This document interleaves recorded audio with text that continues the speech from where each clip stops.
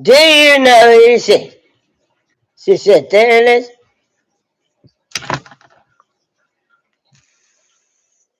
So what I'm starting to speculate is a man with little media, social media, and no real public shit. So he put no, cause he don't know me. So he gotta be all sorts of shit. Fuck you. She said there it is. So he is the threat. That's it. I throw Clarence Thomas' voice on this body. Fuck you do just share this with this unstable ass creature just always stupid talking on my mouth. If I'm down, I said there it is. There I said there mouth. There I said there and she go by people who you have seen in real life. So I don't know them people's voices. You did think we dumb. So my guess is the entire Supreme Court because they only record their voices.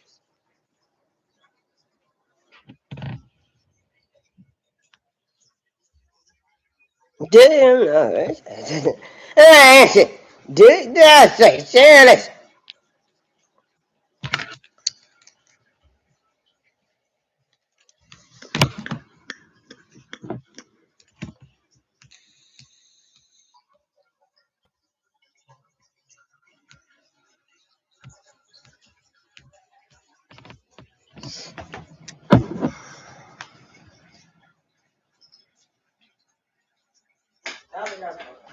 Hey, do you know it? Leave me alone. And you know you hear her. God damn it. What the hell? She keeps saying, Lord, forgive her. Ha! You. She said that and she said that because she cracked. She said that. Well, then kill her, goddamn it, because she unstable. A threat to society with her slow ass goddamn cracks. Ha!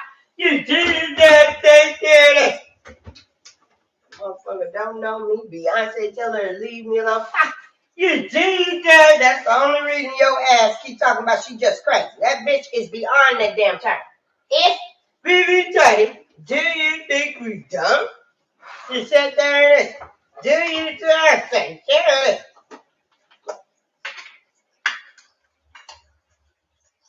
Do you know who this is? I don't give a fuck. Go back and go fucking them. Because they dumb as fuck. Fuck. Do you think I don't like they ain't knowing. You get on her mouth, your goddamn consequence. Fuck. Do you think I there it is.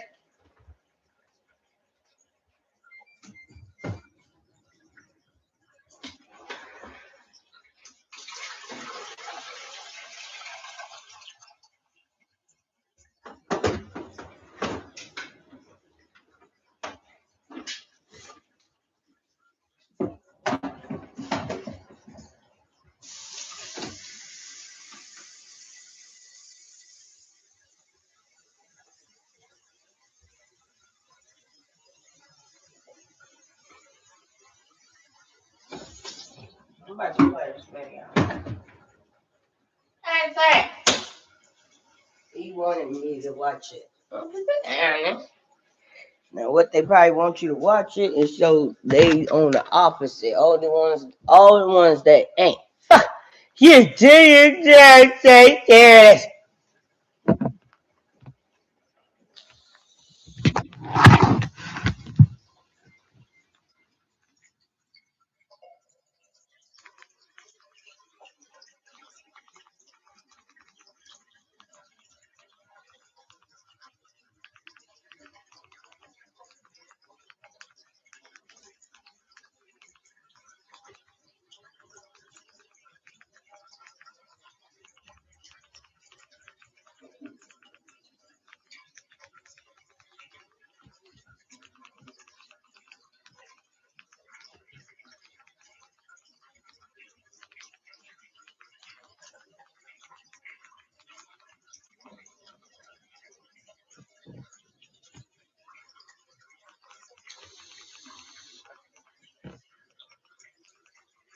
Oh, yeah, that's so cool.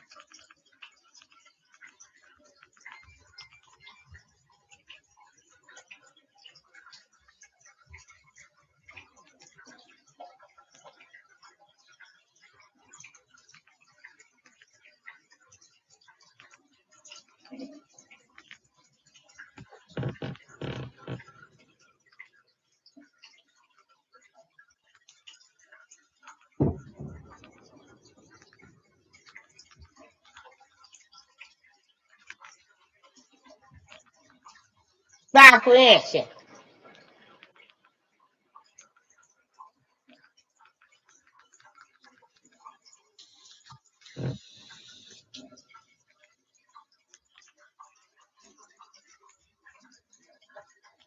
It was or not, you know what I'm saying? But I feel from in the house, you know, it's Yeah, no, this is KETANJIAN. It's every time it says, oh my God. Do you just say, Sharon? She I was at a party at Diddy crib in LA. This was the beginning of 2020. You know what I mean? He had put everybody else out the crib, like the influx of people he had put him out. But he had took a liking to me in particular around the time. So watching the video, you about to hear these motherfuckers on my lips. If right. we retire, she sat there and do you know if it is this? Me and maybe about 15 others, right. Jay-Z and Beyonce being, two of the other 15 people in the room. So that just put it into perspective of the type of company I was in right at the moment, And she came over and introduced herself to me like as if she had to. This right, Beyonce, cut it out. But I'm a big fan of your work, you know what I'm saying? Whoop the whoop, and that was just dope. That was dope as hell. That was dope. That was super dope.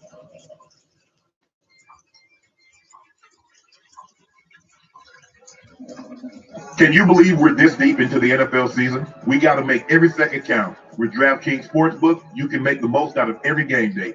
Bet on your favorite teams for a shot at winning big bucks. New customers can score 100. I was at a party at Diddy crib in LA. This was the beginning of 2020. You know what I mean? He had put everybody else out the crib, like the influx of people he had put him out. He had took a liking to me in particular around the time, man. It was really, you know what I mean, like putting his arm around me. Right. So he had put majority of the people out, but he allowed me to stay in there. Me and maybe about 15 others, right. Jay-Z and Beyonce being, two of the other 15 people in the room. So that just put it into perspective of the type of company I was in. Right. I was at a party at Diddy crib in LA. This was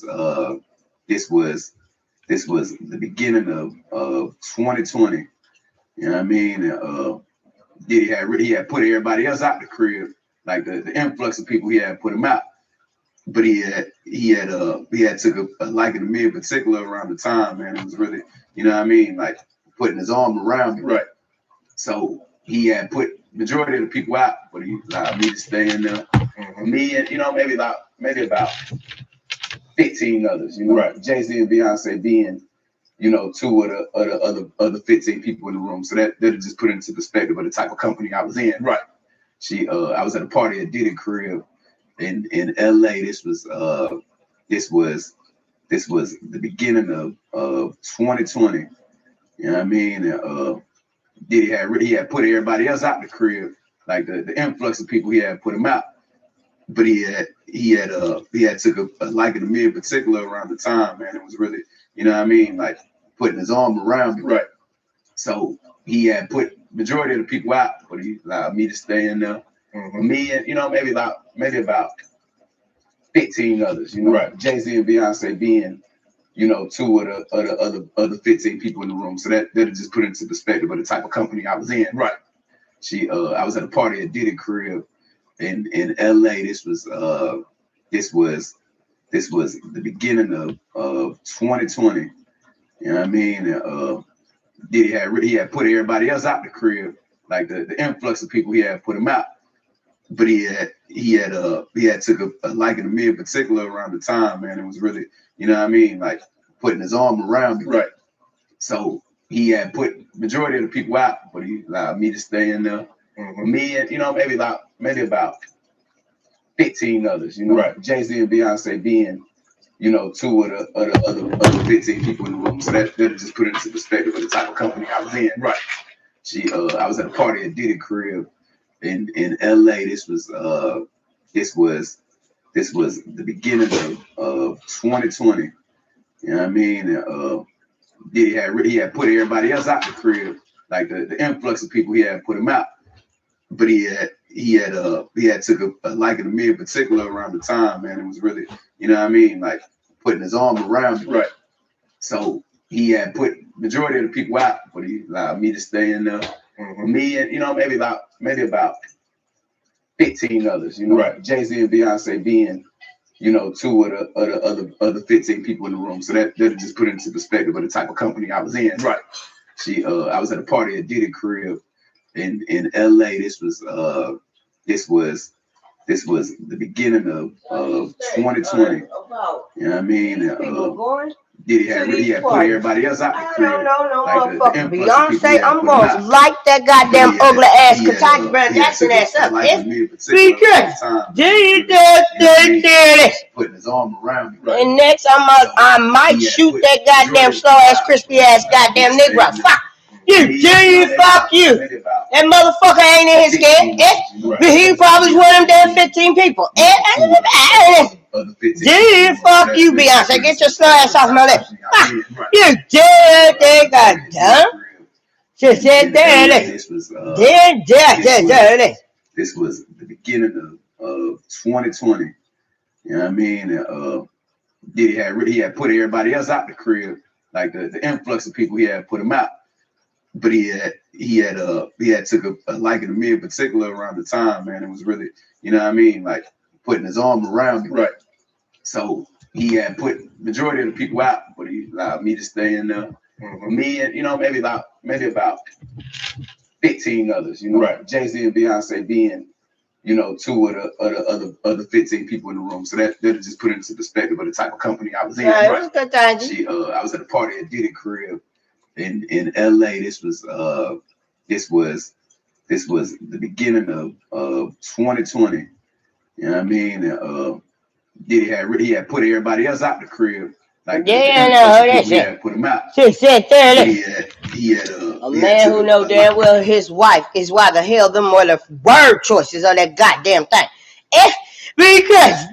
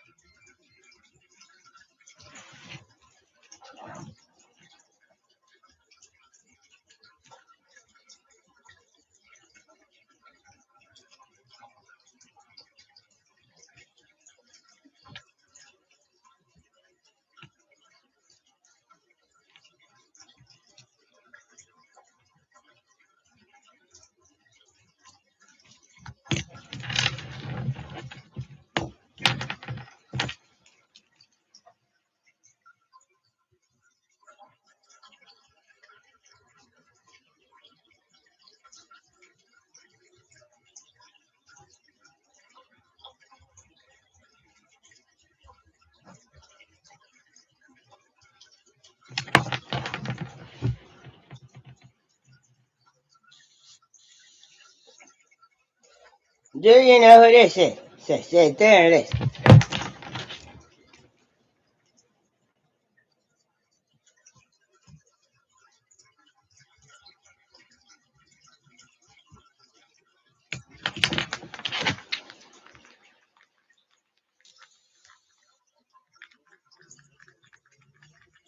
You little nigga is stupid and that shit ain't working.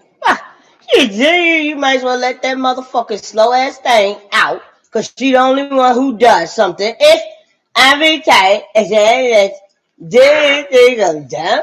I said this, there I said this. I said there it is. There I said there enough. There if I said I'm honest, that's your goddamn slow ass wife. In flesh, I will kick her ass. In magic, I will beat her ass. Do you think we dumb? You tell me why that motherfucker was on a rant. And then, fuck you. Acting Minister of Borders and Travel Affairs, Waziki was appointed as Acting Intelligence Director. You think we dumb? If you are depending on these recordings to act like you just caught me in one, fuck, cut it. Fuck you, yes, we ain't dumb. And back I said, we very great. That was Jay-Z running away. Fuck. You just that say, needs to be re-looked at. every day. God damn it. Back with it. Senator, what I You think we dumb? I think goddamn it, Rima is a dumber. Not a How the hell your ass even know about me? this way. That's it. Ain't nobody listening to no damn songs with your ass in. Fuck. You put one damn shit out with somebody because their name is Connie Diamond. Fuck. If I'm done. Behavior or attacks. Bother. The song title alone, bitch. I ain't watching this shit. Fuck. You did that thing. I think it's time to look at this system new, folks. 2 degrees and one on the way, going back to fight to kill Americans. You did that, dumb. Take your ratchet ass back to Jay-Z and talk to him so he'll think everything is okay. You don't know that way your ass be doing. So if the I'm retarded, the authorization for military force is still in effect. Congress has authorized the use of force against people in this way. But do you believe that if we retire, Al-Qaeda, if only you could hear ISIS type groups, you think we just so we're still in the state of war with certain elements of radicalism to this very day. There's something wrong with that. I believe that's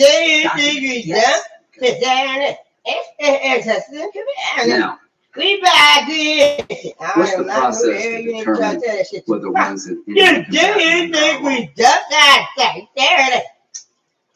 Well, I believe that the executive branch assessment of whether or not someone is taking up arms against the United States. You think of fuck you, we ain't done. Do you think of that?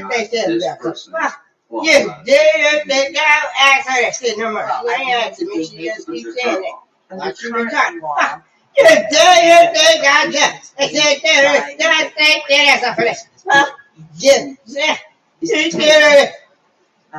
and then the question becomes whether they are able to bring some sort of legal challenge to that. They have that habeas right. Yes. Okay. So the law is that the executive branch determines that you're an enemy combatant. You can appeal that decision. I believe that. Dead in the back. Can hold enemy combatants as long as Did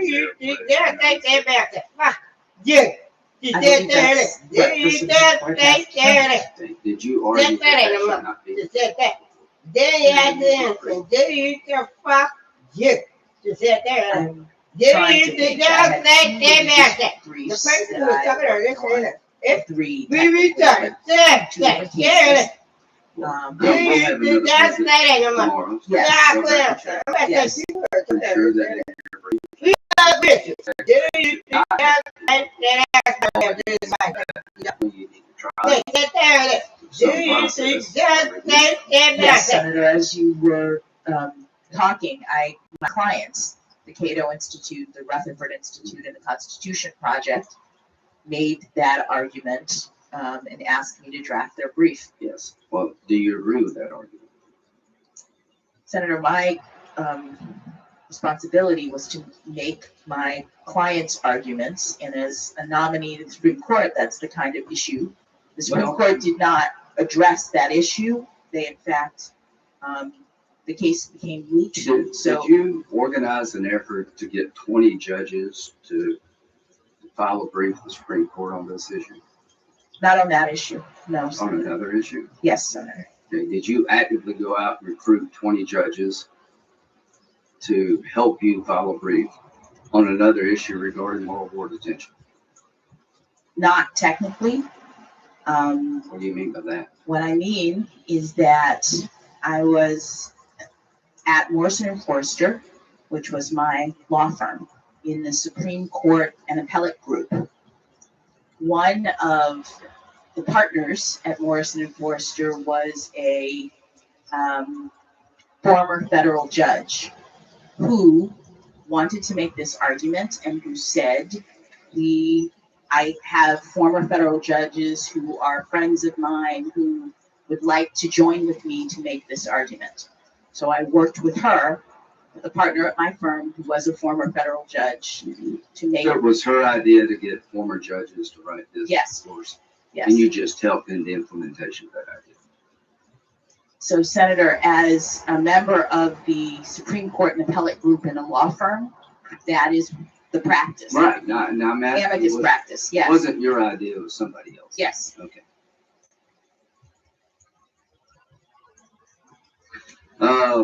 So now, there are people still held at Gitmo today. Do you understand that? Yes. Okay. What system is in place regarding their future? I am not aware of the system right now. I'm not sure exactly. Well, let me You did that there's a periodic review process you made up of an interagency where they get through the files of these folks and they determine whether or not they still present a threat to the United States or the world at large. And I think it's 6 months, maybe a year. That goes on, at least on an annual basis.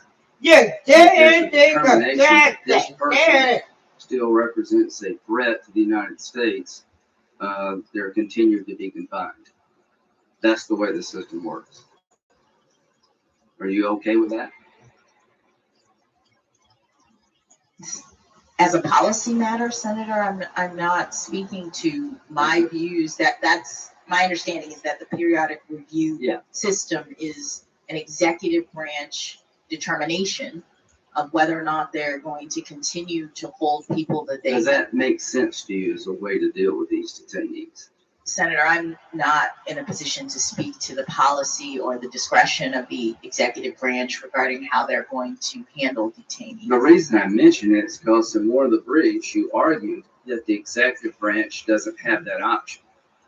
That if you had your way, the executive branch could not do periodic reviews about the danger the detainee presents to the United States. They would have to make a decision of trying them or releasing them. Is that not accurate? Respectfully, Senator, it's not my argument. Yeah, I was filing an amicus brief on behalf of clients, including the Rutherford Institute,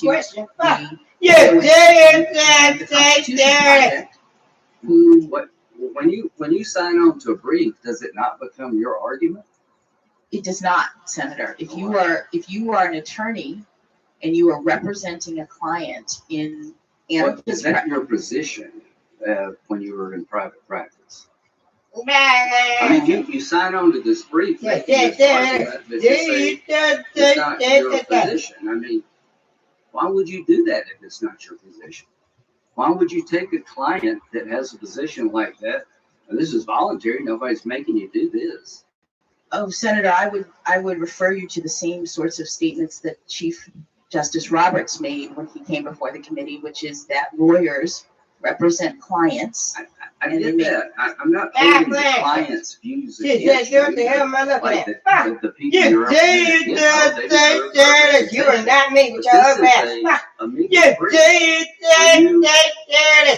And other people try to persuade the court to change policy.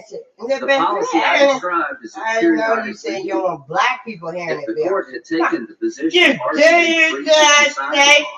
we'd have to release these people or try them, and some of them, the evidence we can't disclose because it's classified, you're putting America in an untenable position.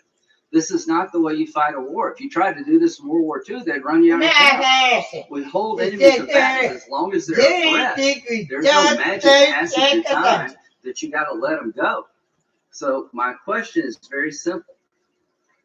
Do you support the idea? Did you support then the idea that indefinite detention of an enemy combatant is unlawful? Respectfully, Senator, when you are an attorney and you have clients who come to you, whether they pay or not, you represent their positions before the court. I'm sure everybody at Gitmo wants out. No, I got that. This is an amicus brief, and I just don't understand what you're saying, quite frankly. I'm not holding it against you. because you represented a legal position I disagreed with.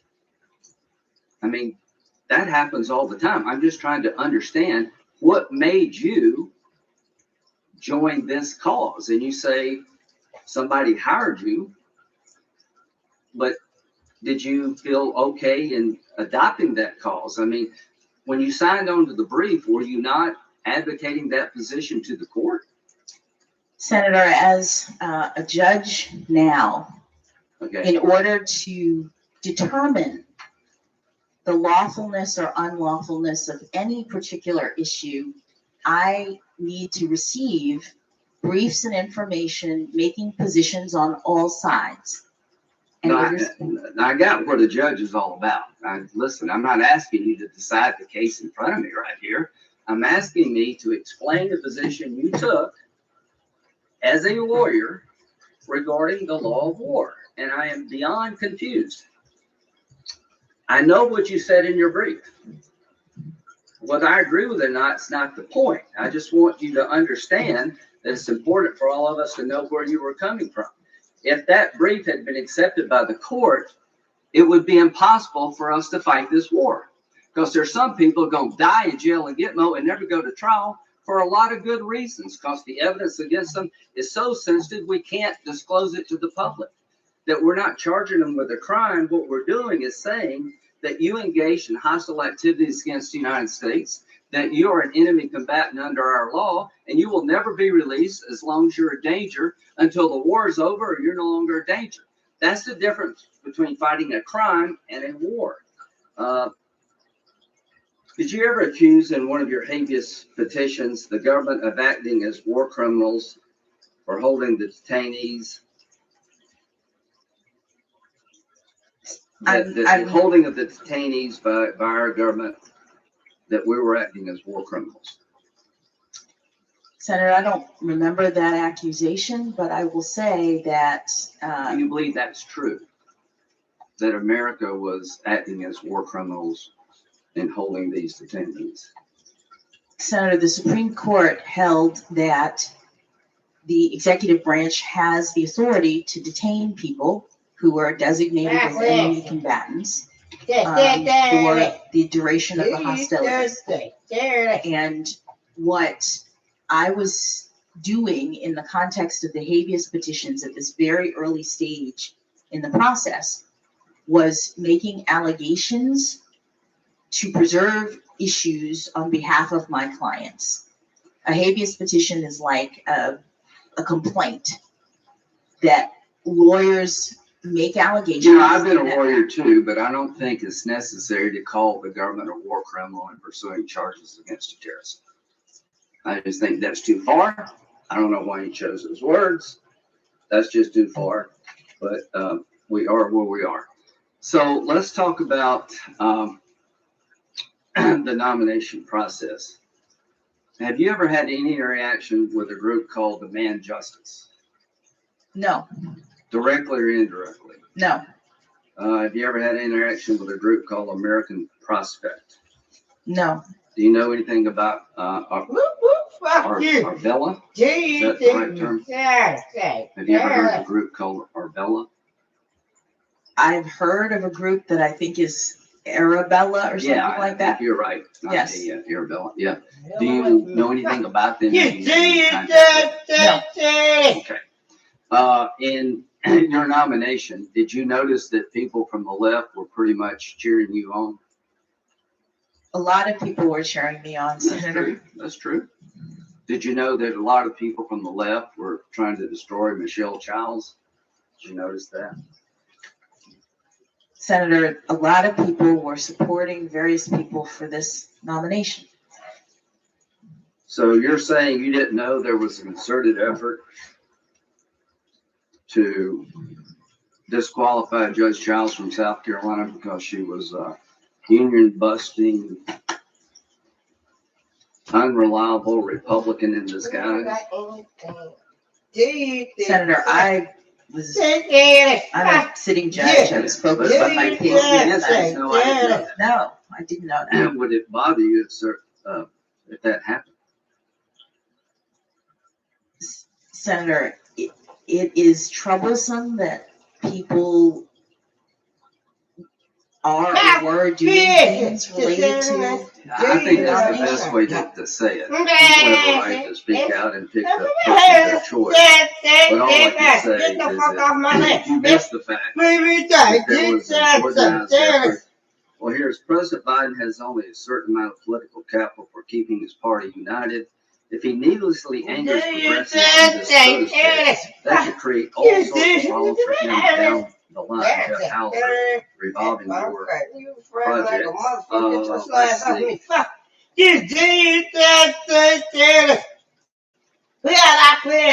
I just got so many quotes. It's difficult to imagine someone with a record like Judge Childs winning votes from criminal justice advocates. Dick Durbin. Child's experience is nothing like the diversity of experience that the Biden administration has championed. Let's see.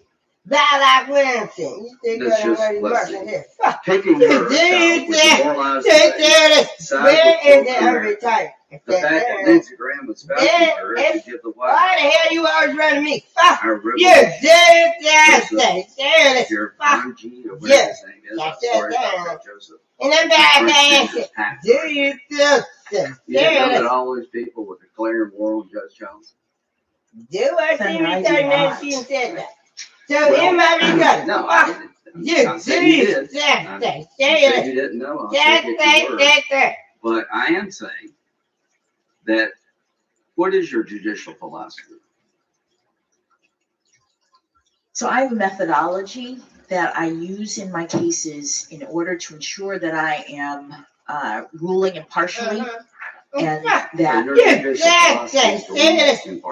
my judicial philosophy is to rule impartially and to rule consistent with the limitations on my authority as a judge. And so my methodology actually helps me to do that in every case. But you wouldn't say that you're an activist.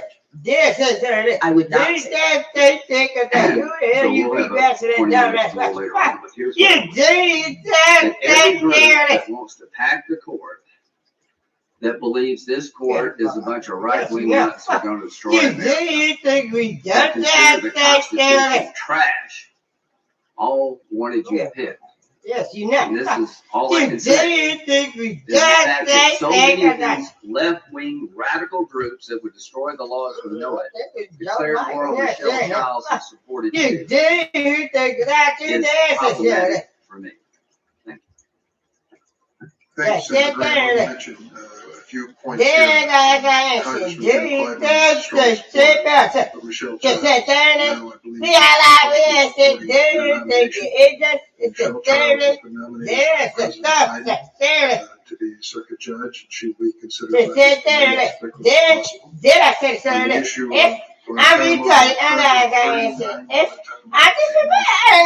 the budget for $540 million per year, which means each of these detainees is being held at the expense of $12 year.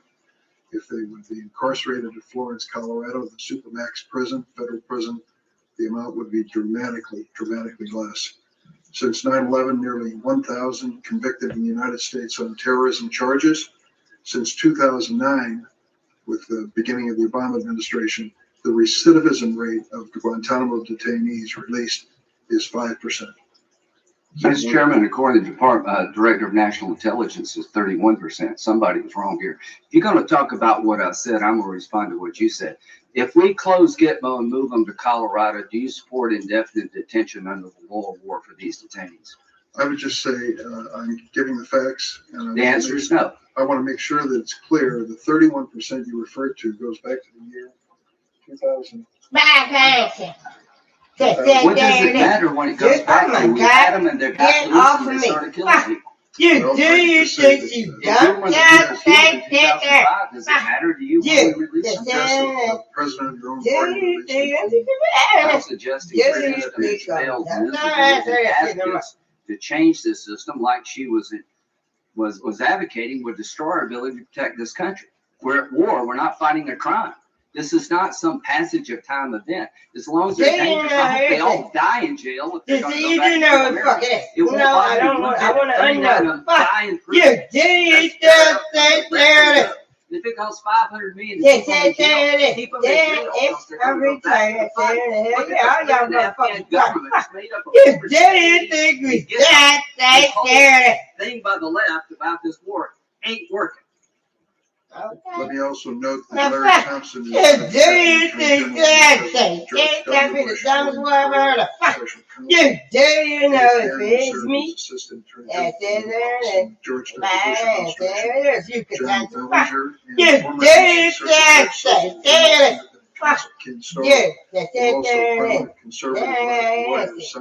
Did I say there? If I'm retired, there. Now, I said, do you just say, sit back and fuck? Just say that. Now, see every time. If I'm back, I said, do you just say this? Fuck you. Who was that? Up here, I said, fuck. If it is me, I said there, if I'm like that. And I said, do you just say this? Fuck you. Just say this. Get off me. Fuck. You just say this. That's it. Then if another back and just I am not a part of these black spots. You do, hell no. I will be out there lynching their asses to fuck. You do that.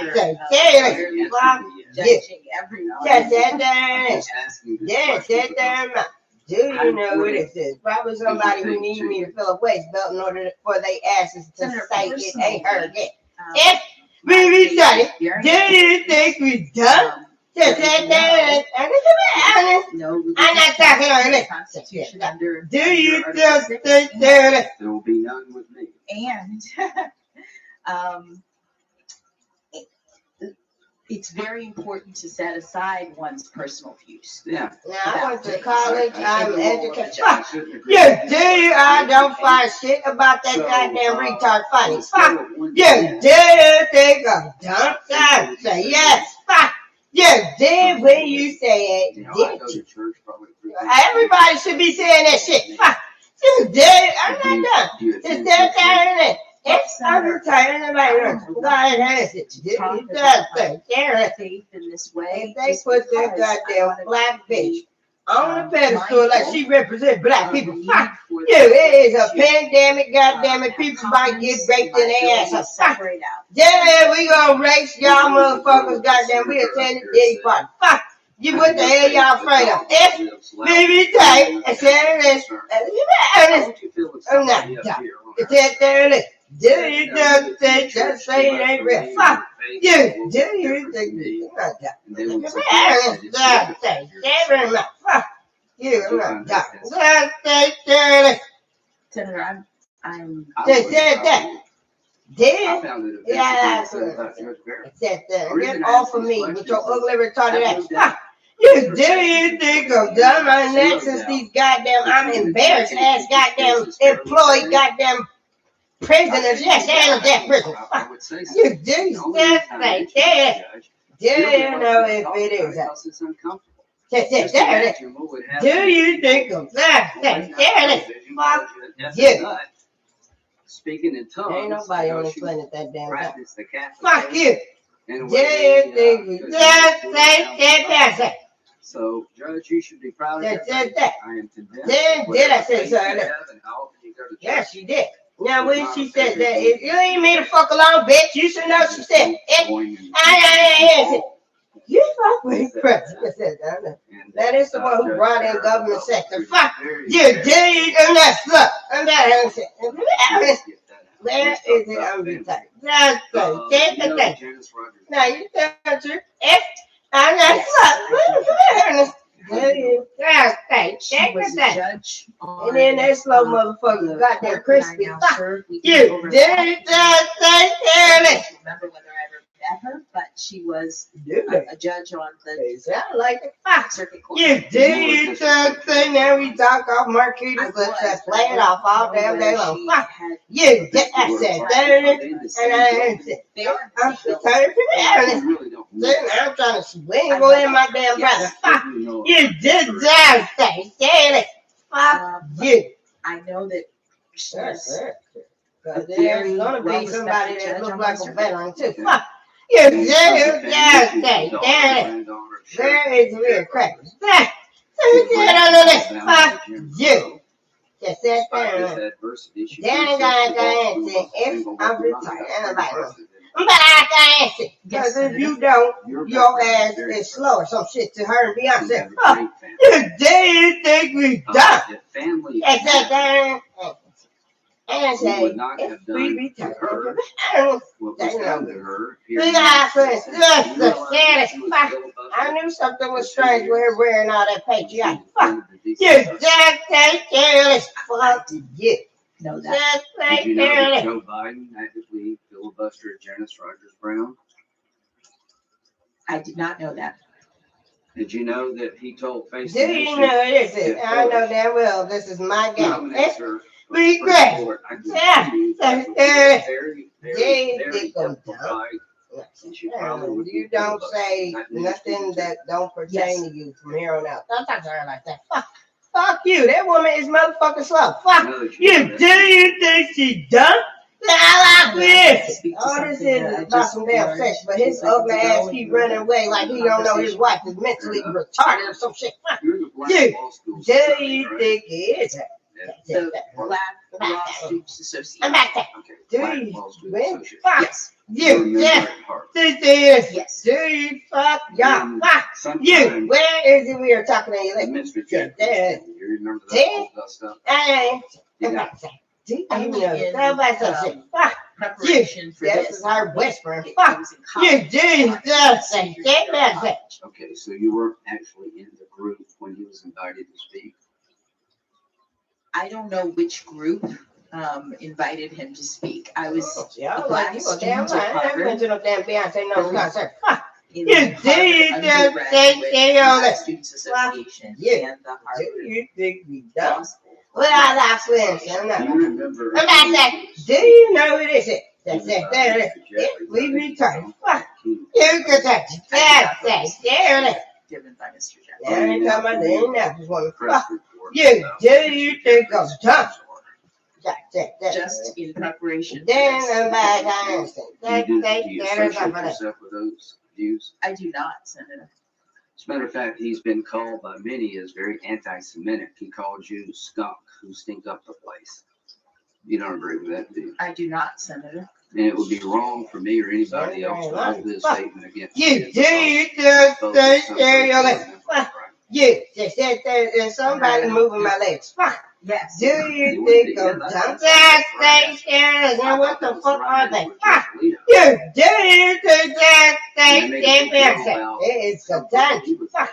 You do you think I'm done? He didn't agree Just with. said that. Just say something. Calling him basically a racist. And found out that Senator Kennedy, God rest his soul, beat the crap out of the guy for being part of some social club that was actually in some organization called the OWL that didn't admit women. So I guess the reason I'm bringing all this up is it gives me a chance to remind this committee in America there are two standards going on here.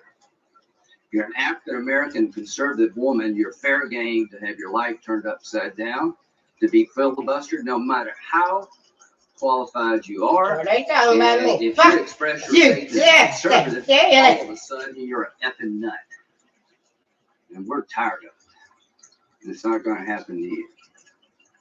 But it just appalls me that we can have such a system in America.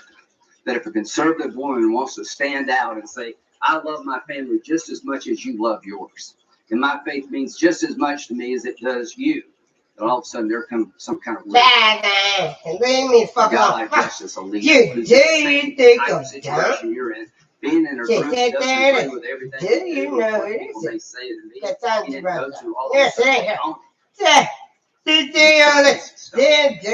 think I'm done? people deserve Yes, sir. respect, and I hope I'm retarded. this is Okay, okay. man. People say, That's it. There. at least we'll treat Yeah. you if we don't agree. Just there. That's So now let's it. talk about Gitman. Being a public defender Did you consider that rewarding?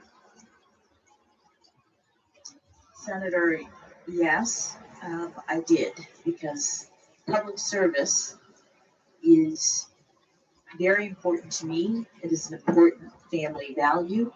It is something that now I've dedicated my career to. Yes. And do you think it's important to the system that everybody be represented? Absolutely, it's a core constitutional value. You'll get no complaint from me. And that was my job in the Air Force. I was a air defense counsel. I represented anybody that came in the door, whether I liked them or not. I did my best. Is that what you did? Yes, sir. Okay, good. Now, so the American people deserve a system where everybody's represented, whether you like them or not, and anybody that takes up that cause, no problem with me. You're just doing your job, and I'm making make our country stronger. But there's the other side of the story that never gets mentioned when I talk about Gitmo. The American people deserve a system that can keep terrorists off the battlefield. They deserve a system that understands the difference between being at war and a crime. You consider 9/11, you said, a terrible, tragic event. Would you consider it an act of war? Yes, Senator. Okay, I would too. I think it was an act of war by Al Qaeda and associated groups against the people of the United States. So, as you rightfully are proud of your service as a public defender, and you represented Gitmo detainees, which is part of our system, I want you to understand, and the nation to understand, what's been happening at Gitmo. What's the recidivism rate at Gitmo? Senator, I'm not aware. It's 31%. How does that strike you? That high, low, about right? I don't know how it strikes me overall. Yeah, it strikes me. It's terrible. Yes, that's what I was going to say. Okay, good. We found common ground. Of the 229 detainees released from Gitmo, of 729 released, 229 have gone back to the fight. Here's some of the notables.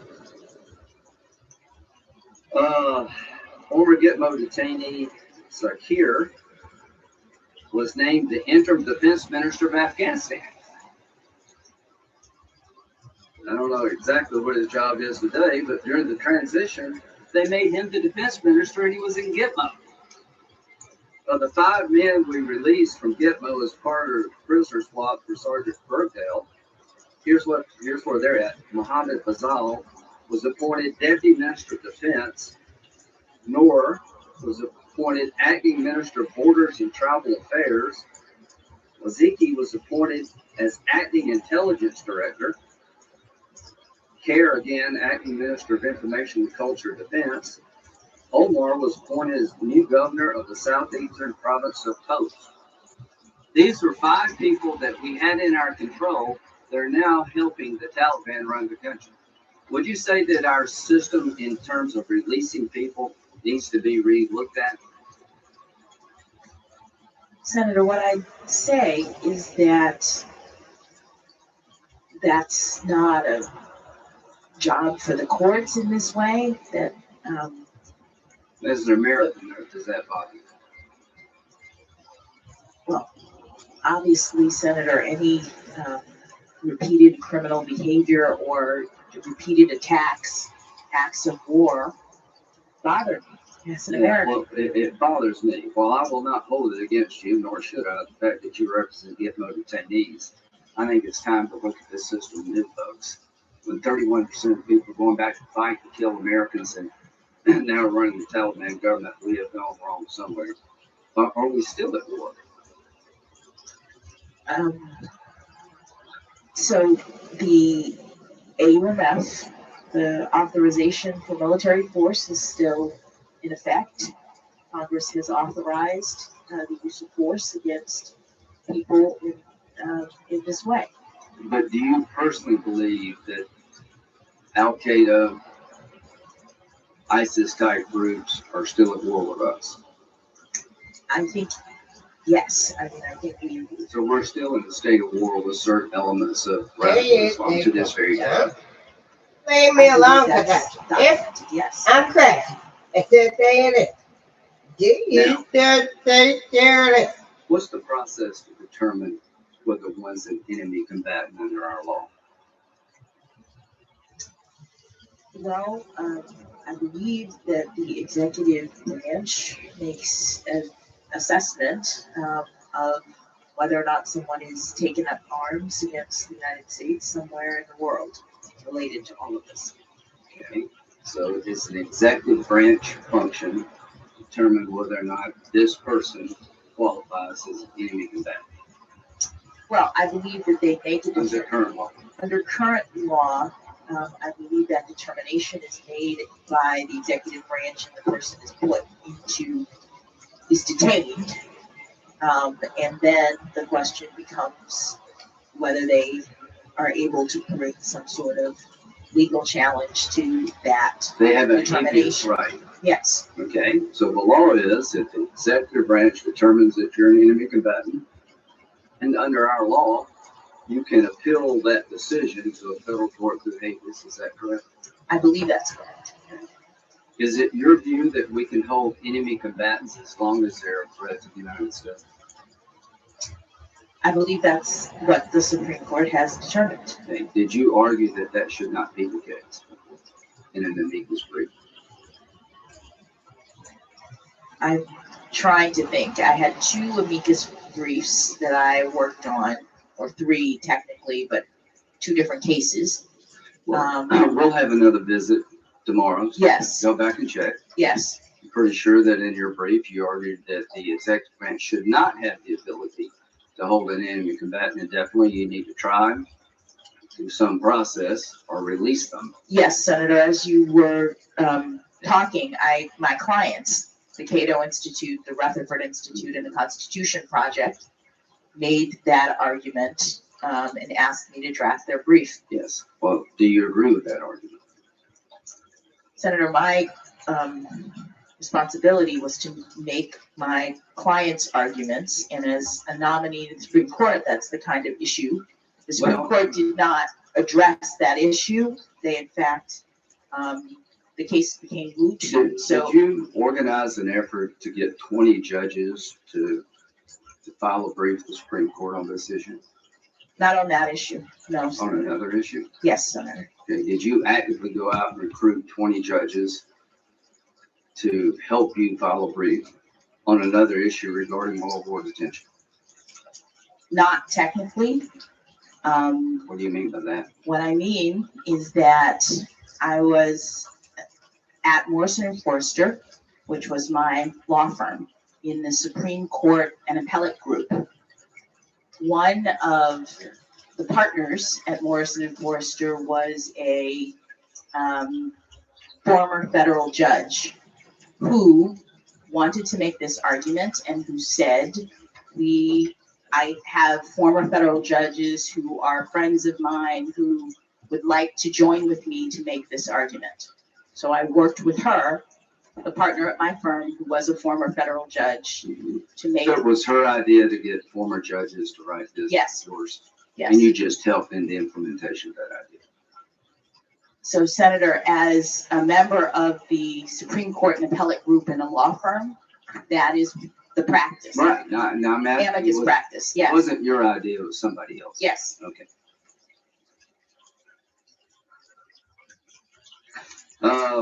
So now, there are people still held at Gitmo today. Do you understand that? Yes. Okay. What system is in place regarding their future?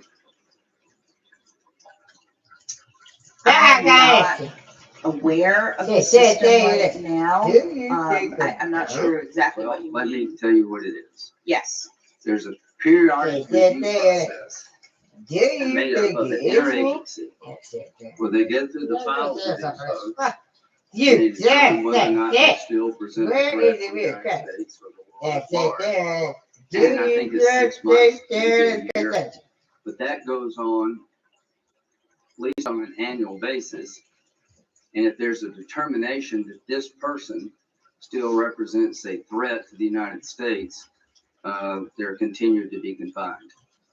That's the way the system works. Are you okay with that?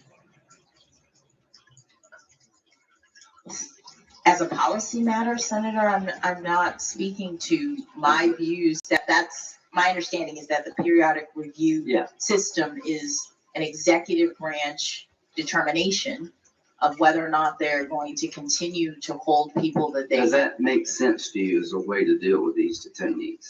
Senator, I'm not in a position to speak to the policy or the discretion of the executive branch regarding how they're going to handle detainees. The reason I mention it is because in one of the briefs, that the executive branch doesn't have that option. If you had your way, the executive branch could not do periodic reviews about the dangers that the detainee presents to the United States. They have to make a decision of trying them or releasing them. Respectfully, Senator, it's not my argument. I was filing an amicus brief on behalf of clients, including the Rutherford Institute, the Cato Institute, and the Constitution Project. When you sign on to a brief, does it not become your argument? It does not, Senator. If you are an attorney and you are representing a client in amicus, was that your position when you were in private practice?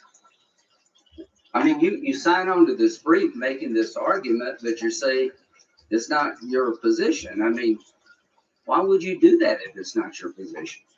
Why would you take a client that has a position like that? And this is voluntary. Nobody's making you do this. Oh, Senator, I would refer you to the same sorts of statements that Chief Justice Roberts made when he came before the committee, which is that lawyers represent clients. I get that. I'm not holding the client's views against you. The people you're representing at Gitmo, they deserve representation. But this is a amicus brief and other people trying to persuade the court to change policy. The policy I described is a periodic review. If the court had taken the position argued in the brief that you signed upon, we'd have to release these people or try them, and some of them, the evidence we can't disclose because it's classified. You're putting America in an untenable position. This is not the way you fight a war. If you tried to do this in World War II, they'd run you out of town. We hold enemy combatants as long as they're a threat. There's no magic passage of time that you got to let them go. So my question is very simple. Do you support the idea? Did you support then the idea that indefinite detention of an enemy combatant is unlawful?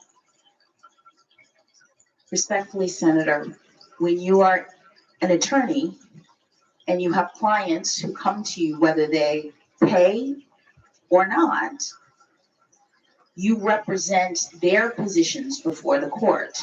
I'm sure everybody at Gitmo wants out. No, I got that. This is an amicus brief, and I just don't understand what you're saying, quite frankly. I'm not holding it against you because you represented a legal position I disagree with.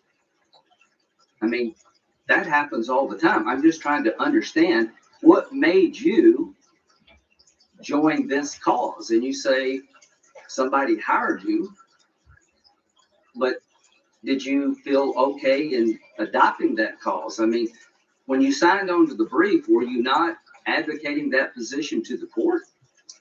Senator, as a judge now, Okay. in order to determine the lawfulness or unlawfulness of any particular issue, I need to receive briefs and information, making positions on all sides. I got what the judge is all about. Listen, I'm not asking you to decide the case in front of me right here. I'm asking me to explain the position you took as a lawyer regarding the law of war. And I am beyond confused. I know what you said in your brief. Whether I agree with it or not, it's not the point. I just want you to understand that it's important for all of us to know where you were coming from. If that brief had been accepted by the court, it would be impossible for us to fight this war. Because there's some people going to die in jail in Gitmo and never go to trial for a lot of good reasons. Because the evidence against them is so sensitive, we can't disclose it to the public. That we're not charging them with a crime. What we're doing is saying that you engaged in hostile activities against the United States, that you are an enemy combatant under our law, and you will never be released as long as you're a danger until the war is over or you're no longer a danger. That's the difference between fighting a crime and a war. Did you ever accuse in one of your habeas petitions the government of acting as war criminals for holding the detainees? Holding of the detainees by our government, that we were acting as war criminals. Senator, I don't remember that accusation, but I will say that. Do you believe that's true? That America was acting as war criminals in holding these detainees? Senator, the Supreme Court held that the executive branch has the authority to detain people who are designated as enemy combatants for the duration of the hostilities. And what I was doing in the context of the habeas petitions at this very early stage in the process was making allegations to preserve issues on behalf of my clients. A habeas petition is like a complaint that lawyers make allegations. You know, I've been a lawyer too, but I don't think it's necessary to call the government a war criminal and pursuing charges against a terrorist. I just think that's too far. I don't know why he chose those words. That's just too far. But we are where we are. So let's talk about the nomination process. Have you ever had any interaction with a group called Demand Justice? No. Directly or indirectly? No. Have you ever had interaction with a group called American Prospect? No. Do you know anything about Arbella? Is that the right term? Have you ever heard of a group called Arbella? I've heard of a group that I think is Arabella or something like that. You're right. Yes. Arabella. Yeah. Do you know anything about them? Have you had any contact with them? No. Okay. In your nomination, did you notice that people from the left were pretty much cheering you on? A lot of people were cheering me on, Senator. That's true. Did you know that a lot of people from the left were trying to destroy Michelle Childs? Did you notice that? Senator, a lot of people were supporting various people for this nomination. So you're saying you didn't know there was a concerted effort to disqualify Judge Childs from South Carolina because she was union busting, unreliable Republican in disguise? Senator, I'm a sitting judge. I was focused on my cases. The answer is no, I didn't know that. No, I didn't know that. Would it bother you if that happened? Senator, Do you think it is troublesome that take people care of it? are or were doing things related to I think the that's nomination? the best way to say it. People have a right to speak out and pick the person of their choice. But all I can say is that if you miss the fact that there was an organized effort, well, here's President Biden has only a certain amount of political capital for keeping his party united. If he needlessly angers progressives on this SCOTUS pick, that could create all sorts of problems for him down the line. Jeff Hauser, revolving door projects. Let's see.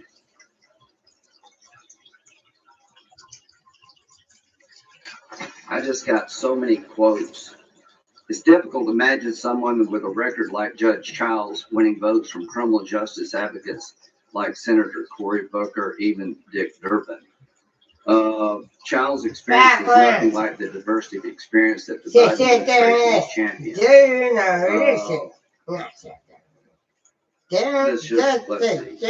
Picking her, Childs, would demoralize the base, side with corporate America.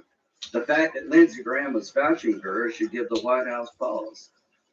Our revolution, Joseph Gervangi, or whatever his name is. I'm sorry about that, Joseph. He's Bernie Sanders' PAC director. You didn't know that all those people were declaring war on Judge Childs? Senator, I did not. Okay. Well, no, I'm not saying you did. I'm You said you didn't know. I'll take it at your word. But I am saying that what is your judicial philosophy? So I have a methodology that I use in my cases in order to ensure that I am ruling impartially, and So that, your judicial philosophy is to rule impartially. no, my judicial philosophy is to rule impartially and to rule consistent with the limitations on my authority as a judge. And so my methodology actually helps me to do that. So you wouldn't say that you're an activist judge. I would not say that. So we'll have a 20 minutes more later on, but here's what I would say. That every group that wants to pack the court, that believes this court is a bunch of right-wing nuts that are going to destroy America, that consider the Constitution trash, all wanted you picked.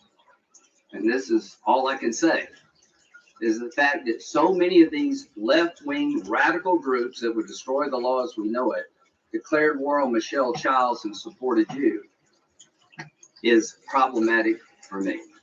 Thank you. Thank you, Senator Graham. Let me mention a few points here. Congressman Jim Clyburn was a strong supporter of Michelle Childs, and now I believe he is publicly supporting your nomination. And Michelle Childs has been nominated by President Biden to be a circuit judge, and she will be considered by this committee as quickly as possible.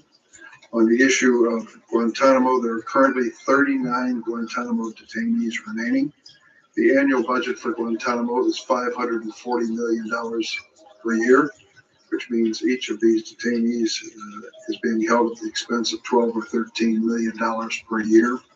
If they would be incarcerated in Florence, Colorado, Supermax prison, dramatically less. Since 9/11, nearly 1,000 convicted in the United States on terrorism charges. Since 2009, with the beginning of the Obama administration, the recidivism rate of the Guantanamo detainees released is 5%. Mr. Chairman, according to the Director of National Intelligence, is 31%. Somebody was wrong here. If you're going to talk about what I said, I'm going to respond to what you said. If we close Gitmo and move them to Colorado, do you support indefinite detention under the law of war for these detainees?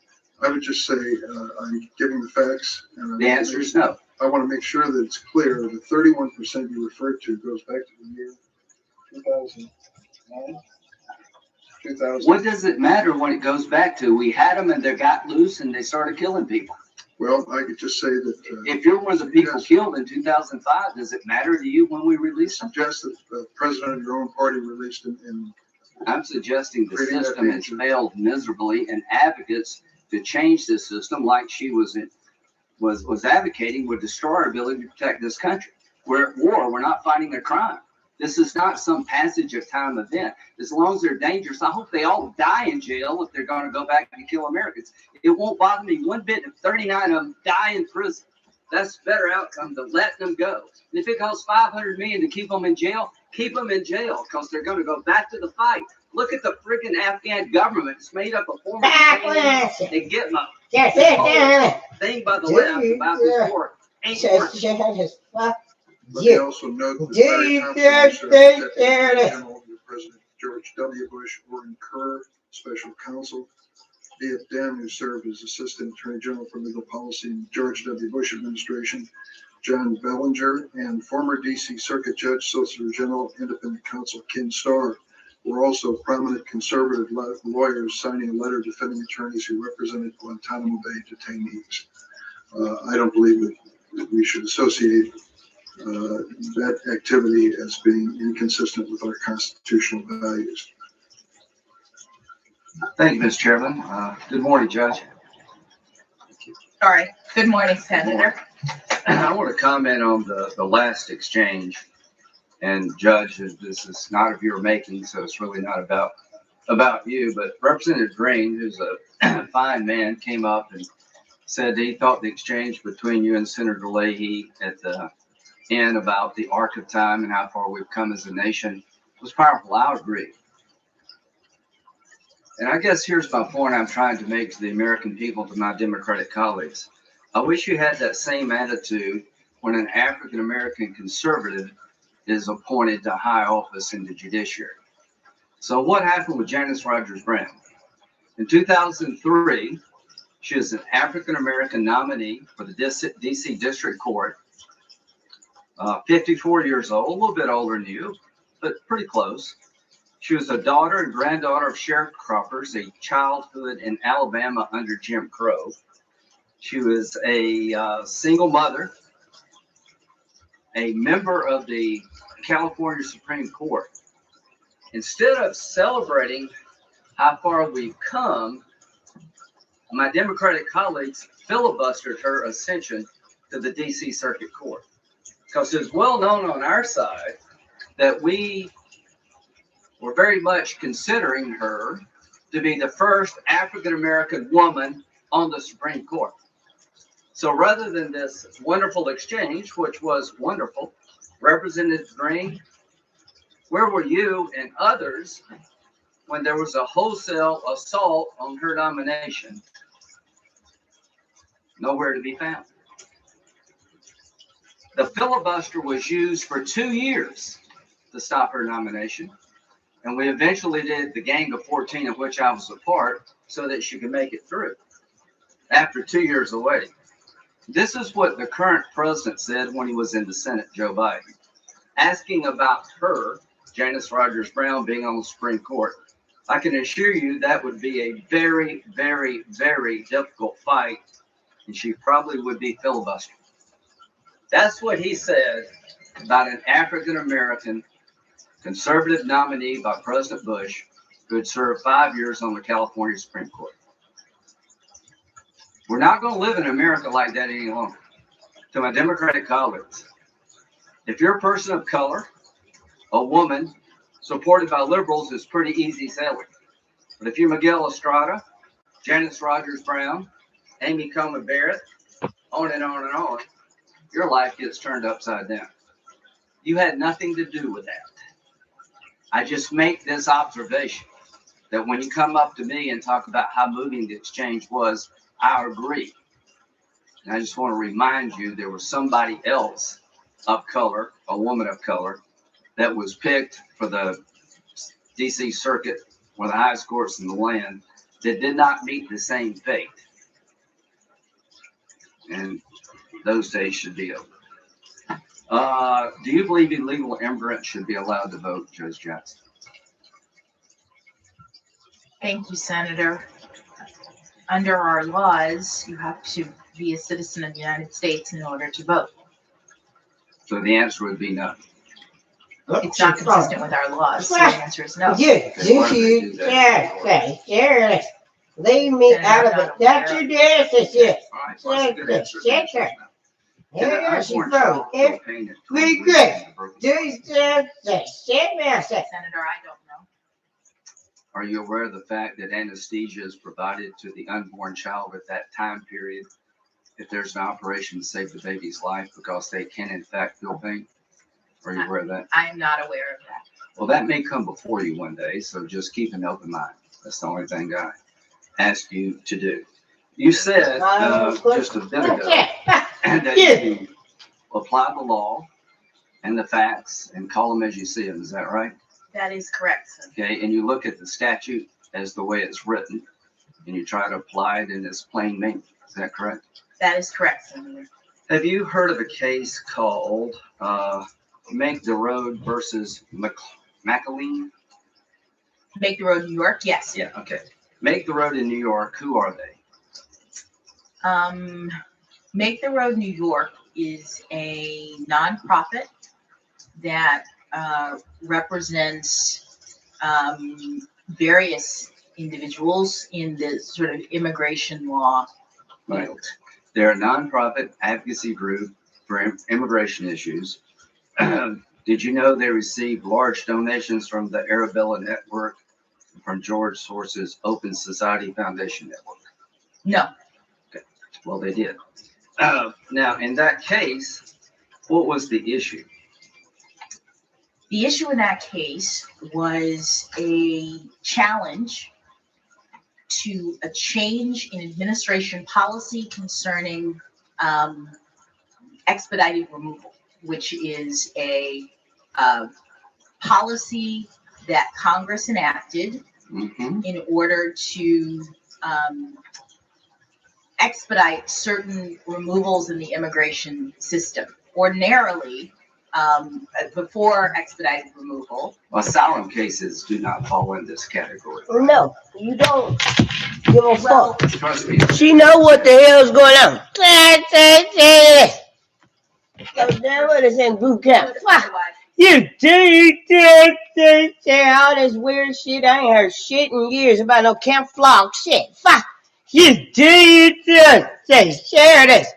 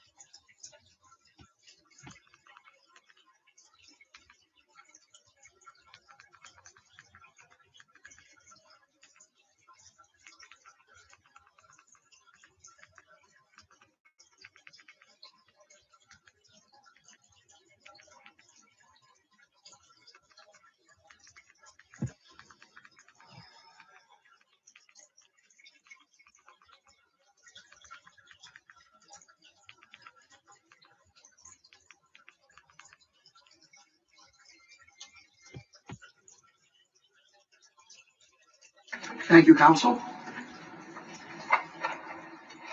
Ms. Murphy? Thank you, counsel. Ms. Murphy? Leave me fuck alone. Fuck. You know if it is. Mr. Chief Justice, and may it please the court. The question in this case is a narrow one. Can the unlawful user prong of 922G3 be constitutionally applied to Ali Hamani? The answer is no. In fact, it can't constitutionally be applied to anyone because the statute fails to provide fair notice of what makes someone an unlawful user of a controlled substance to be stripped of their Second Amendment rights. But even assuming the statute could be applied to Mr. Hamani consistent with due process, it could not be applied to him consistent with the Second Amendment. The government reads the unlawful user prong to cover anyone who is engaged in habitual use of a controlled substance. But the only historical tradition it has offered is one of imposing restrictions on habitual drunkards. That entire line of argument rests on a category mistake, because the laws to which the government points applied only to habitual drunkards, not to habitual drinkers. Indeed, the whole point of the doctrine was to distinguish those who consumed alcohol frequently, but mostly in moderation, from those who so habitually consumed alcohol to the point of intoxication as to impair their ability to function even in whatever moments of sobriety they may have had.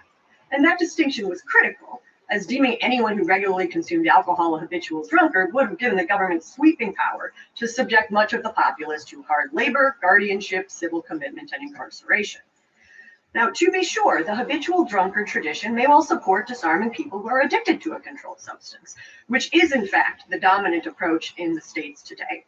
And perhaps it could justify a categorical approach as to certain substances if the government is able to actually prove that a particular substance is in fact so addictive and dangerous as to make anyone who regularly consumes it akin to a habitual drunkard of yore. But it cannot support disarming someone based solely on the fact that he consumes a few times a week something that Congress has designated a controlled substance. I welcome the court's questions. The government takes the view that, or seems to suggest that your argument boils down to a facial challenge on the statute. We are making the argument that it is unconstitutional as applied to Mr. Hamani. Some of the arguments that we make may mean that it is unconstitutional as applied to a lot of people, or even perhaps most people, but we are not pointing to some deficiency in the statute that's not applicable to Mr. Hamani and saying that that's a reason to invalidate it. At the end of the day, my client just wants to see the decision below affirmed. Whether that's done on facial or as applied grounds is not of particular importance to us. Approaching 11 hours now. And forgive me, I'm going to go back to one of my early senators, Lindsey Graham. Yes, don't get the hell off me. I'd like to just put it this way. Do you know if it is? Scale, There,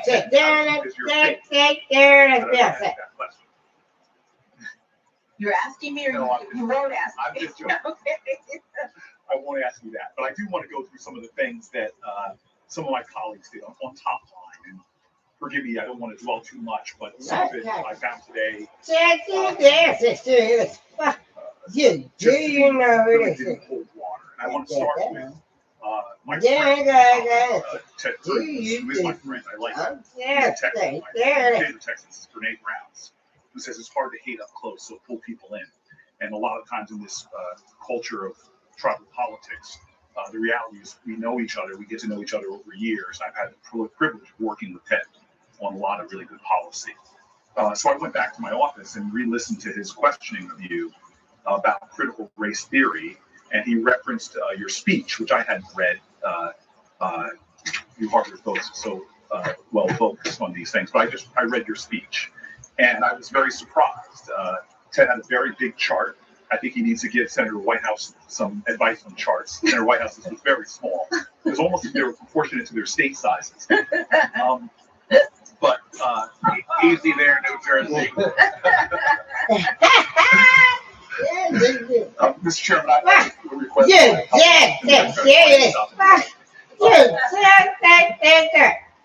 But he talked about your speech, and when I read your speech, there's a couple things that jumped out. First of all, he acknowledged a very powerful speech, very moving speech about extraordinary Black women. I have a criticism. Your mother was not in it, but I will leave that alone. But there's some things he honed in on, almost as if there seemed to be accusations, which don't hold merit to me. We have a saying in New Jersey that I felt it was all hat and no cap. And so here he said that you called the woman who wrote the 1619 Project, that you called her provocative. That's not a compliment necessarily if you call someone provocative, is it? No. No, I mean I think Ted Cruz is very provocative, and that doesn't mean I agree with what he's saying, his philosophy. Doesn't mean I agree with his statements. But he pointed out you also called the author acclaimed. She won a Pulitzer Prize, correct? She did. In journalism, so she is acclaimed. She is. But in nowhere are you heralding her as this is reflective of your philosophy. That's true, right? Correct. Yeah. So I don't understand that at all. Part of his chart also was a lot of ellipses, skipping out things. But you mentioned critical race theory. He was talking about policies in general. I actually went back to that talk too, and I saw you threw everything in there. You were talking about psychology, economics, all different types of disciplines as touching upon the law. I think there was everything in there I could seem to be, except for astrology. But you understand that you were just listing a list of things that people could say touch the law. They weren't your philosophies at all. Correct, Senator. And that speech was not related to what I do as a judge. That was talking about sentencing policy and all of the different academic disciplines that might relate to it. Yeah, and then finally, we're entering an age that is surprising to me in American society, where lots of books are being banned and lots of talks about books being read. You're on the board of a private school, and you have no supervision or authority over what books the children read in a private school, correct? Correct. I really do appreciate that. Jumping really quickly to a lot of talk today about these child exploitation cases. And Senator Durbin, I think that actually Josh Hawley used the word attack in describing his own. So I don't understand what that point of sensitivity was. But I individual cases, and we've now heard about two. You presided over as a judge more than 10, 15 cases. I've presided over 14 cases that involved child sex crimes, but over my career as a trial judge, I've presided over more than 100. Right, and cases are heavily fact specific, right? That is true. Did you remember all the facts of the case that Senator Hawley was? I did not. You did not, right? And the facts matter, right? They do. And as a judge, you're looking at all of the facts of the case. not just what might be talked about later or what people are honing in. You have to take everything into account and make a decision, correct? Yes, that's what Congress has required judges to do. Right, and just to clarify that Congress thing, because again, you went to this elite law school. I went to a gritty inner city law school, Yale. So you know this better than me, but it was actually 1984 that the sentencing laws, the sentencing standards were passed down, correct? I believe so, yes. Yeah, it was 1984. And then later in 2002 or 3, things were updated. But that 1984 was before the internet completely. And I just want to clarify also the Booker decision. Yes. Could you just clarify for the record? My mom might be watching, no relation to you whatsoever. Right? Do you think we So, done? the Booker decision, which earlier I mentioned that I thought Justice Scalia was Justice Stevens, but Justice Scalia concurred, so he had a separate opinion, and he had written a previous decision that was very similar. Yes. The Booker decision made the guidelines, the sentencing guidelines, advisory. Why? Why would the Supreme Court, joined by some of the most conservative members, why would they do that? Well, they determined that in essence, Booker, that if the guidelines were mandatory, that it would violate the right to jury trial, to have jurors decide every aspect. It's sort of the separation of powers, Sixth Amendment. Yes. This is really important. Yes. And so that gave judges latitude. Yes. Now, if you were falling out of the norm, and this is where, I've now read conservative periodicals looking at this attack. My colleague attack on you. I've seen conservative papers, liberal papers, mainstream papers, all say this doesn't hold water. And the reason is, and again, I'm White House and Ted Cruz. I don't have the chart. I'm uncharted. But I would like to hold this up for you. You are well within the norm nationally for going below the sentencing guidelines because of this problem where you have this incongruency that judges on both sides of the that have been pointed by people on both sides of the aisle have seen. I just want to make that very clear. You are well within the norm in the United States of America. I mayor, one of my favorite mayor friends used to always say, "In God we trust, but everybody else bring me data."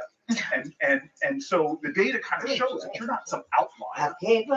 And forgive me, because this is you're not I'm insulted about the accusation.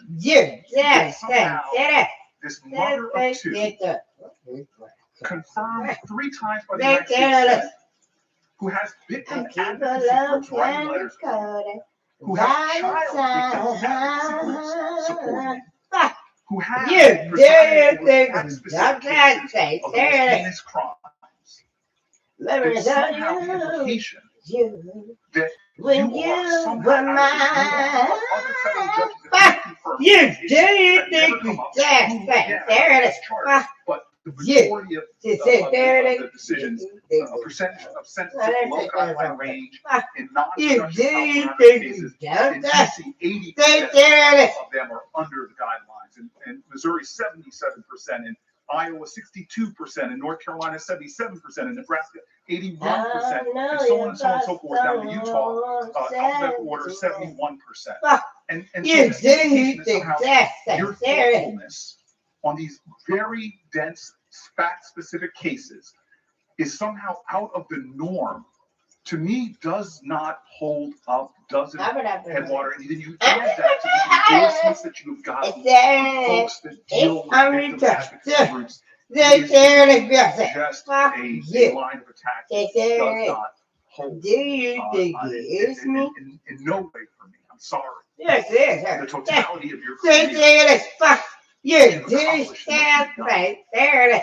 I just think it's unfortunate that, unlike the sort of fair arbiters of this on both sides of the aisle who dismissed it, I appreciate the way you sat there, and addressed all of that stuff. And that really brings me to the larger implication. You do You've talked a lot about your uncles One of them served in Baltimore. Is that right? A police officer? My brother was a police officer in Baltimore. No, Yes.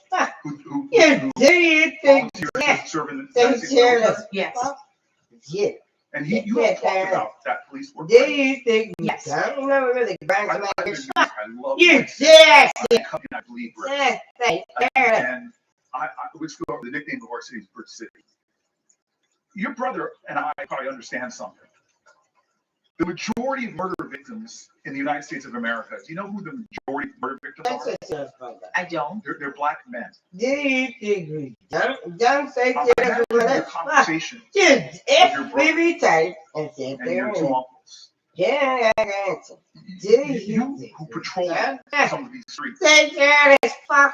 I You. imagine you feel Just a sit there different way and about the anguish then ass. of what many Fuck communities you, women, not struggle whatever when fuck it your comes to name is. crime. Fuck Am I right? You are take right, care of this Senator. fuck. It is You, very yeah, do you think we done? That's it there. I know all too Do well. you know what is it? And you And I are a guess person I'm that back has there. that same fear that many of us have. You done said that about a million times. Fuck. You do you just take care of it. When you have a child, it's like your heart going around outside of your body all of a sudden. And I just find it hard to believe, given your law enforcement background, you're a mom, that you take any of this urgency to keep America safe. And then I see that, like, folks I know well. I've worked with the FOP. I began negotiating with them. I have to say, I thought Jim Pascoe, before I knew him, so the whole thing, Brene Brown, bring people close. First, I thought he was an ogre, biggest police union, and I had some tough negotiations with my police union. He and I sat down and we shared our stories. And I think we realized we were coming from the same place when we were working on police reform. FOP endorsed you, and they wrote a powerful letter. I won't read it again. The IACP, they represent the largest, that's the rank and file, the FOP. The IACP represents the bosses, the managers. They endorse it. There's another group that maybe my colleagues don't know as well as I do. It's called Noble. Do you know them? I do. They're the black law enforcement organization nationally. People like your brother. Yes. Who love their communities. Yes. Who have seen, like I have, too many young men lying with bullet holes, bleeding into our pavements. These are folks who come from communities like your brother knows, where you too often see sidewalk shrines to murdered youth. I've talked to the women and men of Noble so many times. Anybody ever accuse them of being soft on crime? But they understand the complicated facts of crime in our country. And what they have to say about you is just beautiful. Law enforcement family. You said you need me to fuck it up. Organizations after victims advocacy organizations. Republican appointed judges, Democratic appointed judges. That's who's in your corner. We're politicians. We have a sworn oath right now. I've just watched you with dignity and grace field what I can only imagine is behind those questions, is this doubt that is being sown. I just want America to know that when it comes to my family's safety, when it comes to Newark, New Jersey, or my state, God, I trust you. I trust you. Now, I brought in your mother, and I have to go back there. My mom has a saying that is awfully embarrassing when she talks about me. She says, she'll introduce me and she'll say, behind every successful child is an astonished parent. But there's something about your mother looking at her is that she doesn't seem all too astonished. She seems like almost just very slyly, she knew that a day like this might come. And so I just want to share with you that I have done a lot of hiring. Before I was in a legislative body, I ran New Jersey's largest city. And I could write a book about all the management mistakes I made in my first year and how it made me a really good manager. And the first mistake I made was I was just looking for the most talented, credentialed, skillful, smart people to help me run things. And I soon learned it wasn't enough. I made some mistakes in hiring. And I began to see that those skills, which you have a tremendous amount of, it's been said so many times, it's stacking you up against other Supreme Court justices. You have more qualifications, more credentials than many of them. But I learned that you should hire first. That's necessary credentials, but not sufficient. That you should hire for character. That's what made me hire a great team in Newark eventually. We operated so well. And so I believe I've gotten to know your character over these weeks, but I want America to know a little bit more about your character right now. And so I know my values. Booker T. Washington said it, James Baldwin said it. Children are never good at listening to their elders, but they never fail to imitate them. If I want to know your character, you haven't let me do this yet, but I want to hang out with your parents a little bit. And so let's draw them into this conversation. We won't swear them under oath, but just could you share with me what are their bedrock values that are most a part of your values now that you hope and pray are your grandchildren's, unborn grandchildren's values? What are those most important values you inherited from those two folk over there? Thank you, Senator.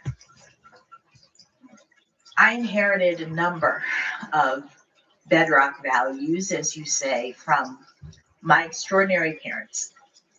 As I mentioned, my parents grew up in a time in this country in which Black children and white children were not allowed to go to school together.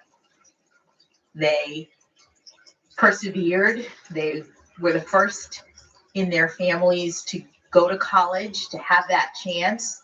They each went to historically Black universities, and they taught me hard work. They taught me perseverance.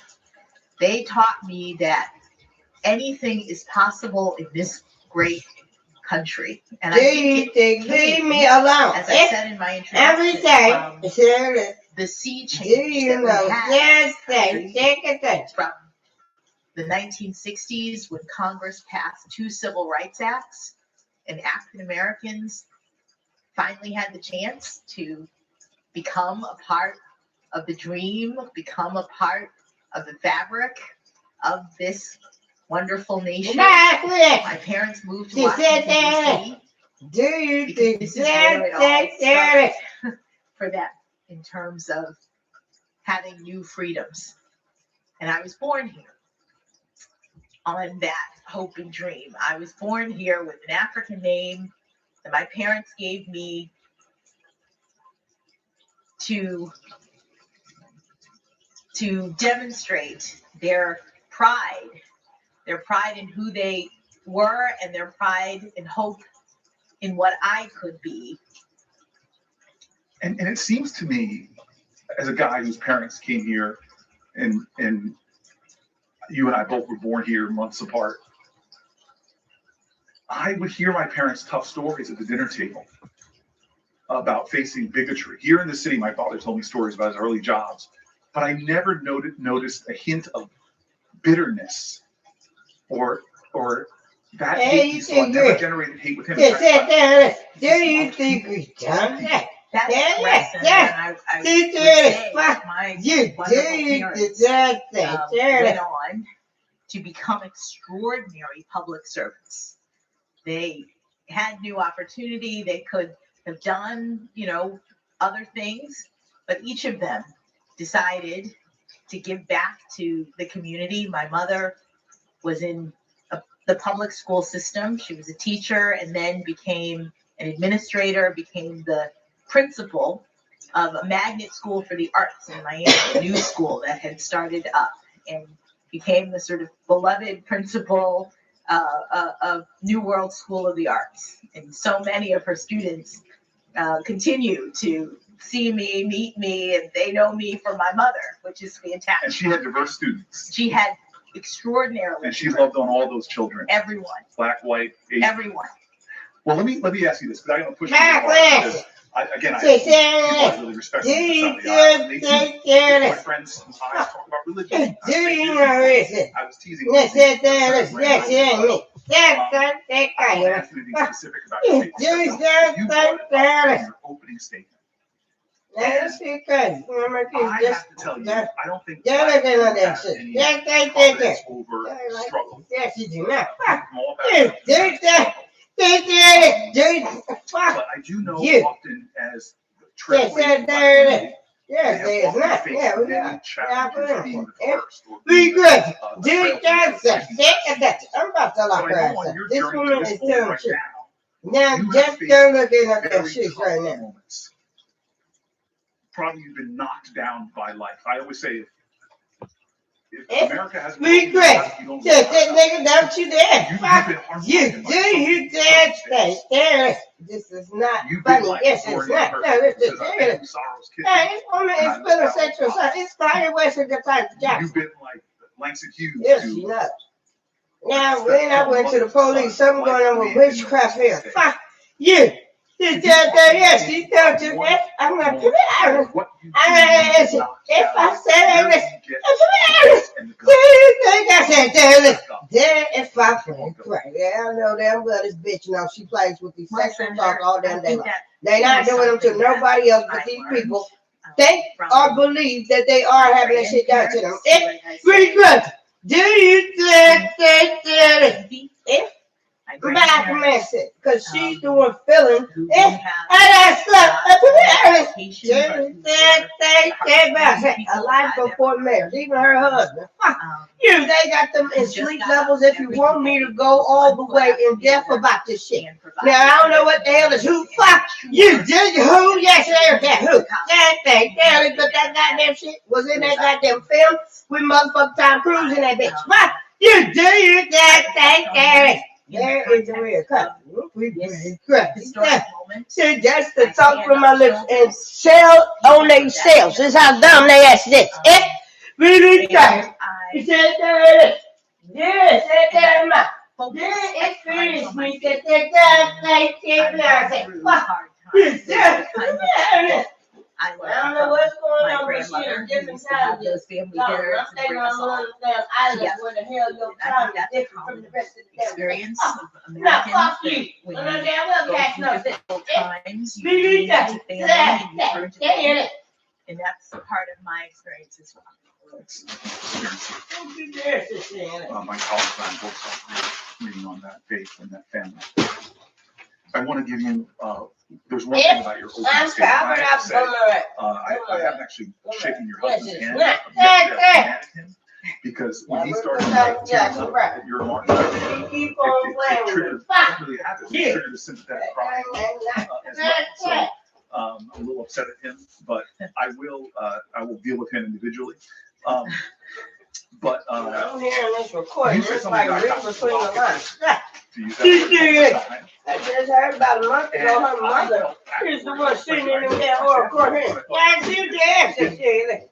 She converted me, and it was, I don't know, it was a profession of humility or overly critical of yourself. But I want to end in my last 5 minutes giving you space to explain yourself to me because, much to my mom's chagrin, I am not a parent yet. And I'm looking at somebody that I admire. But you said something that because look, my mom was a working mom. And God, it was tough. My colleagues will not believe this, but there was a time I was very melodramatic, and I was in a bathtub, oatmeal bathtub, and my mom was getting ready to go on a business trip, and I look at her with these sad eyes, and I say, "Mom, if you leave me, I'll die." And she looked at me, knowing that you don't die from chicken pox, but I still remember her going to the phone, having a long conversation, taking off her business suit and changing into her sweatpants. She would tell me later that was not a sign of love. She loved me. A lot of women who love their kids can't stay home because we don't have paid family leave in this country. So you said in your opening remarks that you haven't been as good of a parent I think if I was paraphrasing right, as good as a mom as you'd like to be. And I looked at your two girls, and I look at you, and I don't understand that statement. Could you maybe explain to me what you meant, and maybe take one more beat and explain to me what it means to you to be a mom of two young women growing up in America today? Thank you, Senator. What I said in my statement was that I had struggled, like so many working moms, to juggle motherhood and career. And it takes a lot of hard work to become a judge, to do the work of a judge, which I've done now for almost 10 years. You have a lot of cases. You don't have all that many resources, comparatively speaking. It's a lot of early mornings and late nights. And what that means is there will be hearings during your daughter's recitals. There'll be emergencies on birthdays that you have to handle. And I know so many young women in this country, especially who have small kids, who have these momentous events and have to make a choice. You talk about your mom making the choice to make sure that she cares for you in that moment. And there are times when obviously you have to care for your family members. There are other times when there are events that you wish you could be a part of, but here's the emergency case that you have to deal with. And so I said in my opening that girls, you had to deal with me juggling motherhood and job responsibilities, and I didn't always get the balance right. And so I hope for them seeing me. Hopefully you all will confirm me, seeing me moved to the Supreme Court. I don't even know my list when your ass scared too, man. In your career trajectory, and you can still end up doing what you want to do. Understand that there are lots of responsibilities in the world, and that you don't have to be a perfect mom, but you, which one came first? You think I know she needs to pretend she in the future and she safe because she do that shit all that damn long. You But things that yeah, we don't need no thank you. Let's go rest you Beyonce. I'm sure they said it. If they have, I'm sure they will. The older I get, the more I appreciate my parents. I know their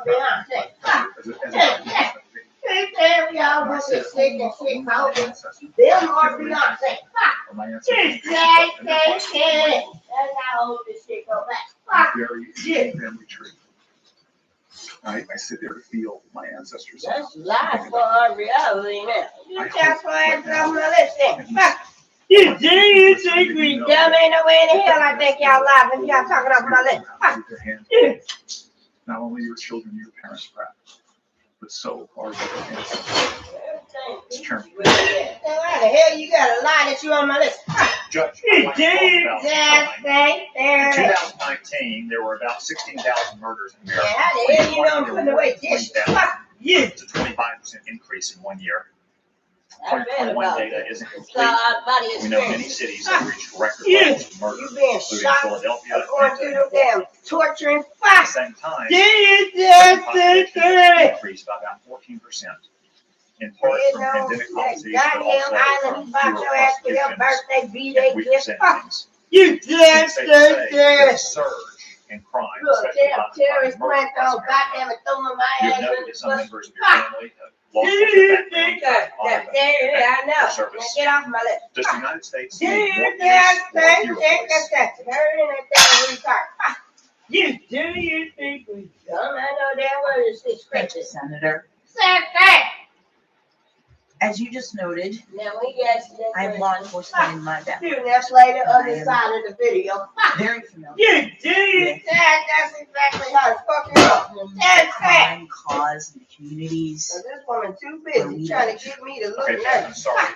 You do that. You have a lifetime appointment if you're concerned. I asked a simple either or question. Does the United States need more or fewer police? Senator, the determination about whether there should be more or fewer police is a policy decision by another branch of government. It is not something that judges have control over, and I will stay in my lane in terms of the kinds of things that are properly in the judicial branch. Okay, if you don't want to address whether the United States needs more or fewer police, we'll move on to sentencing, which is certainly in your lane. There's been a lot of talk about criminal justice and sentencing approaches and theories today.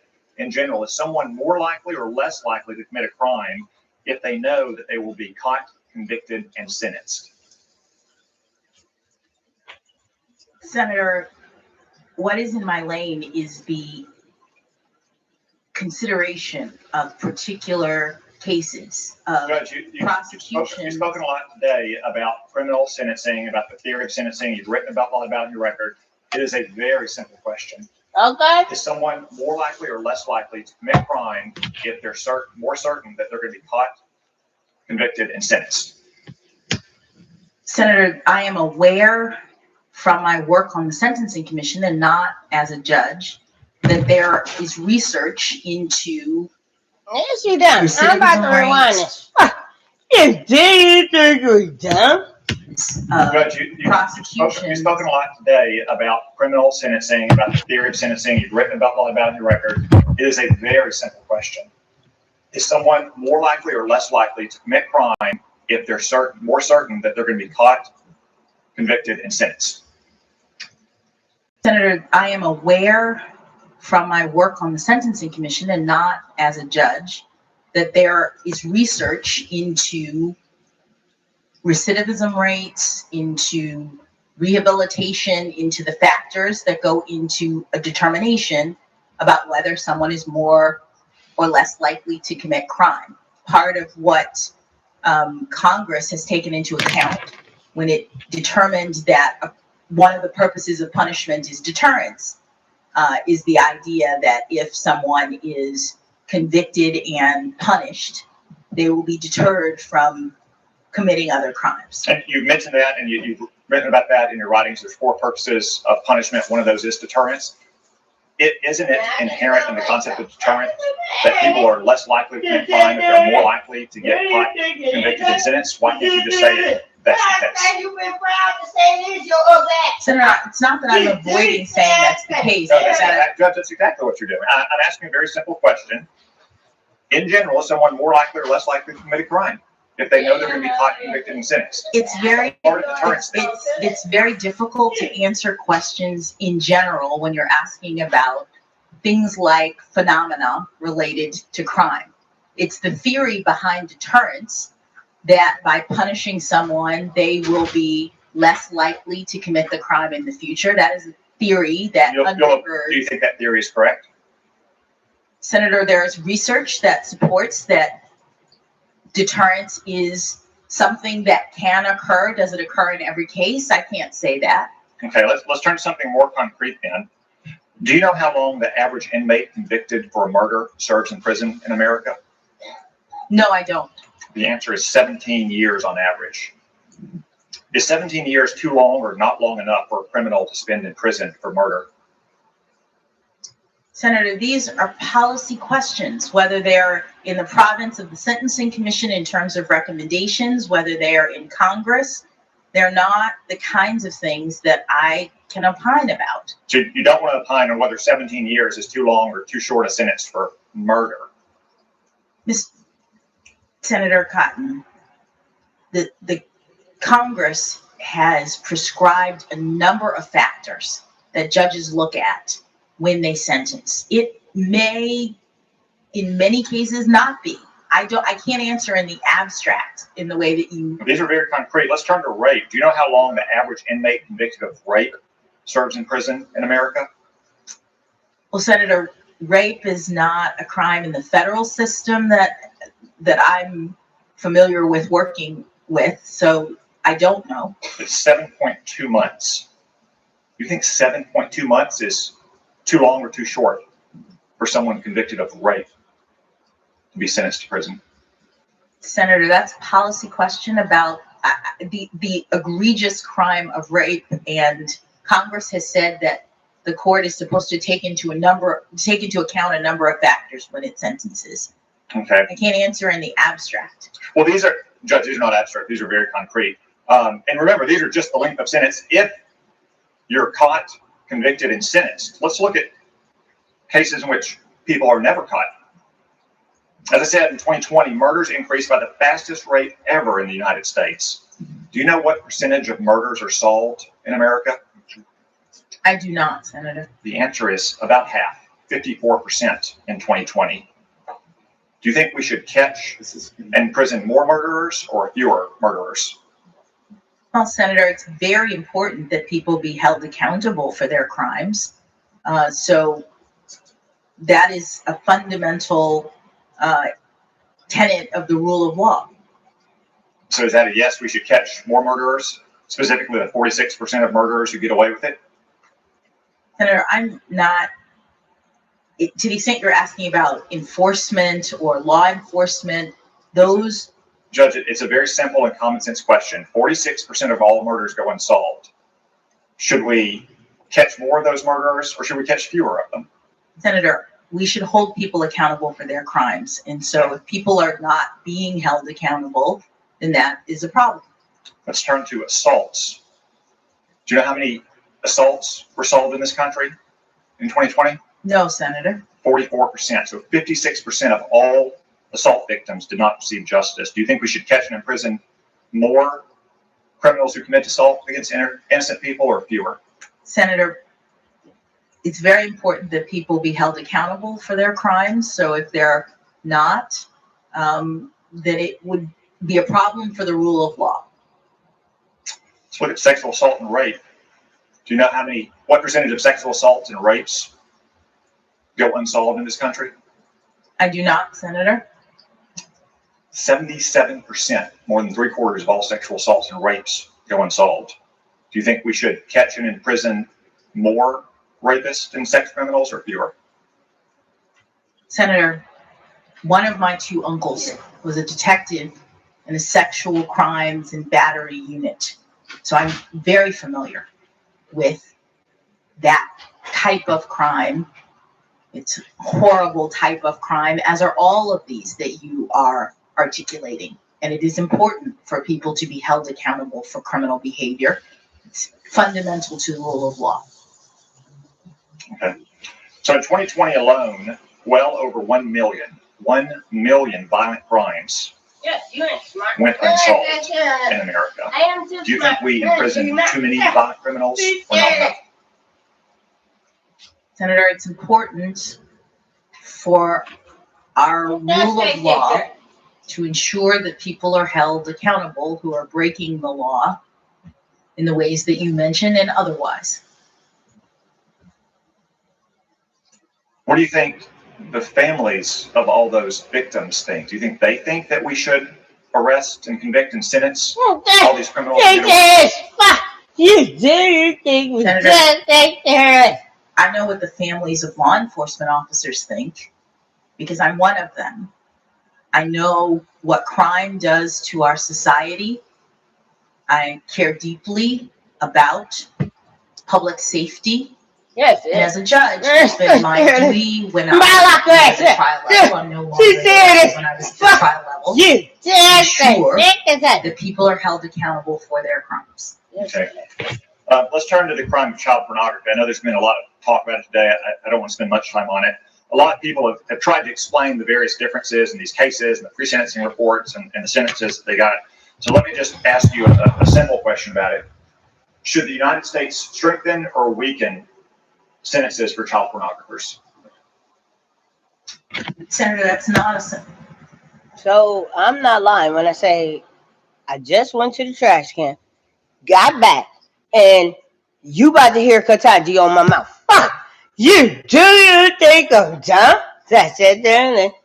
Do you think serious? These people ain't in their bodies no more. Fuck you. Now go cook my do you think we did that thing?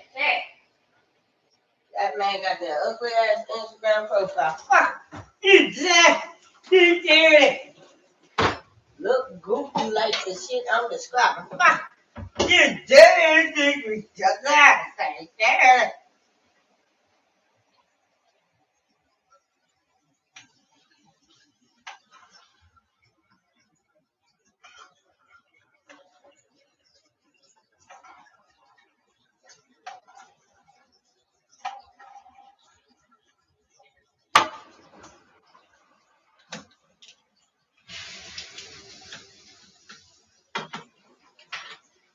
Every day it's a comparison of what I do.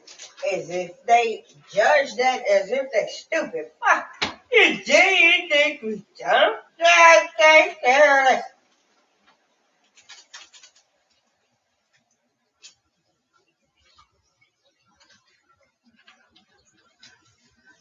No, that's this. Girl, fuck. I wouldn't have to turn the packet to open it. Fuck. You did just say careless.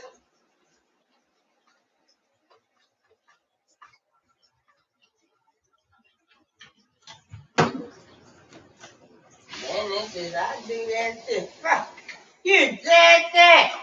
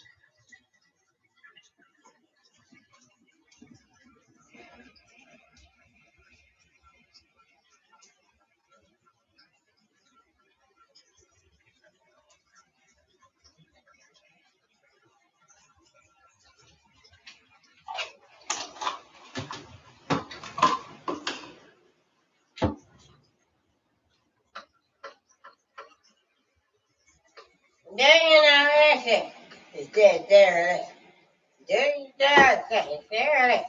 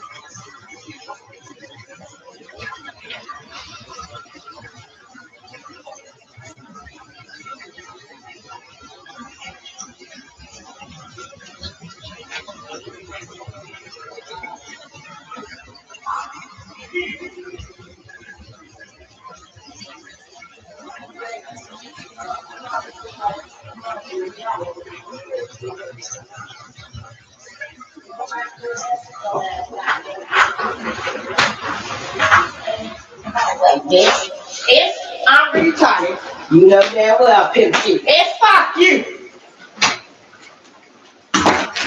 Go back to your reality, be on say, fuck you been content with that shit. The only way your ass is a multi-million-dollar recording artist now. Fuck you that.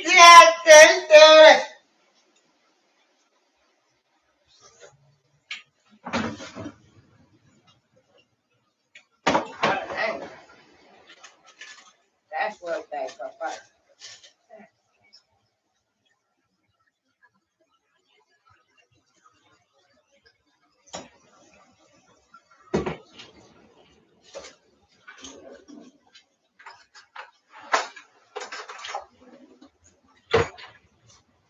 Oh yeah. Fuck you.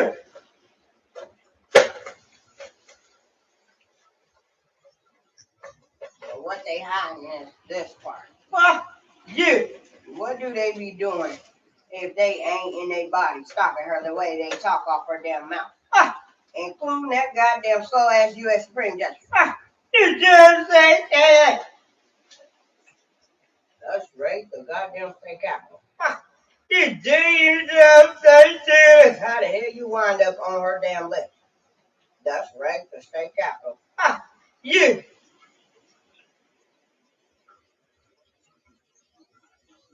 So on the surface, we can make it look like they getting away with this and they still wealthy. It's there, just say that.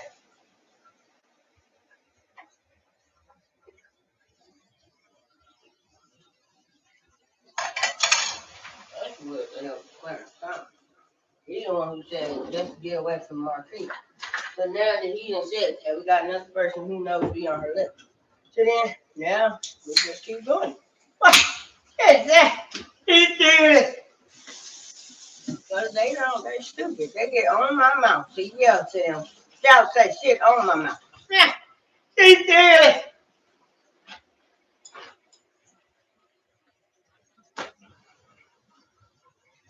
I was like, coming to the room.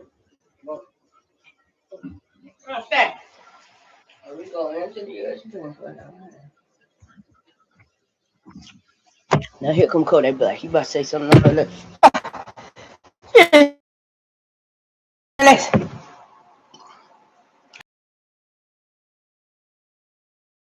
You jack. The fuck is going on? No, it's cash. I said, there your lip. That's all you know is cash. Look, we can't do America. Fuck. You just say. True.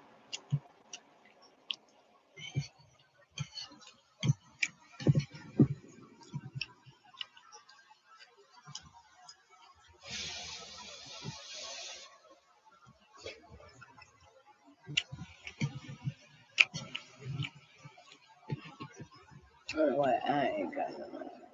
What's that?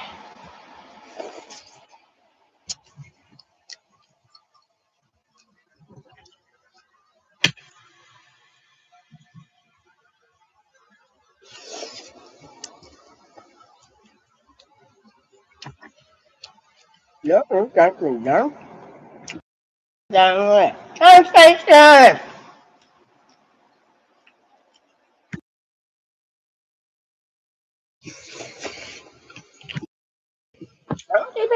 in this.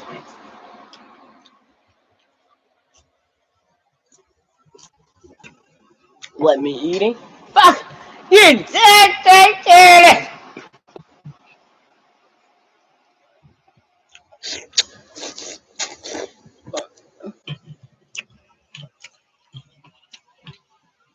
No, she ain't that. Just the one that people doing ain't retarded. Fuck you.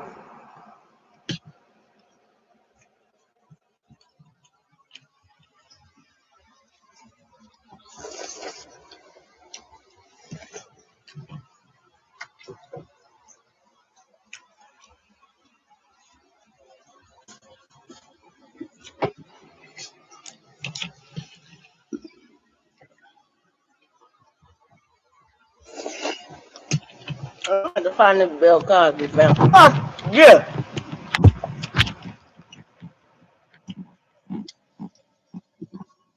An old Bill Cosby film where he's in the hospital, people gone crazy. Satan! Old Bill Cosby film where people in the hospital go crazy.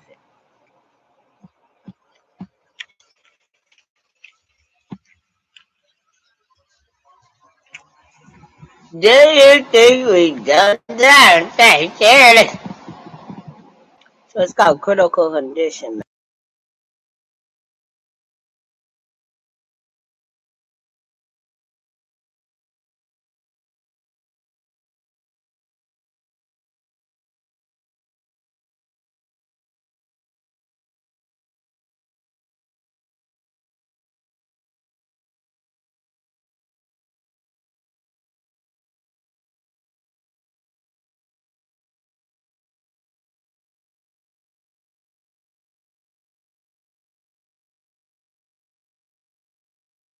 Ah, you. I'm not even gonna look at it now. No. Ah, you.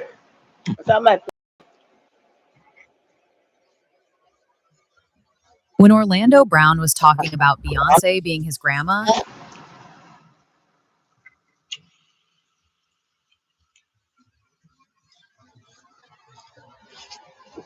and Hova being his uncle, y'all said that this was just another mental episode. Beyonce's my grandma.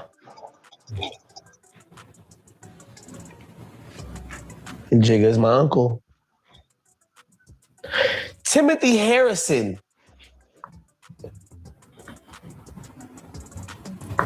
is his real name. My grandmother's name is Helen Bradford. For those that want to know Beyonce's real name, and if you look at all her problems, bro, my grandmother's sick.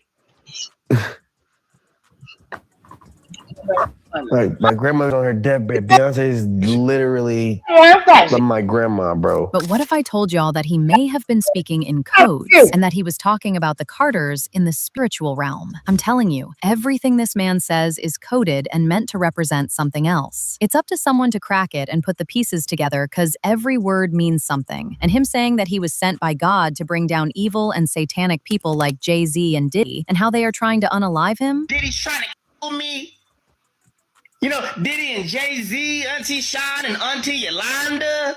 No matter how many contracts you try to take out on my life, no matter how many times you try to threaten my family or threaten people to stay away from me, no matter how many things you try to do to me and how many things you've tried to do to me, it ain't working.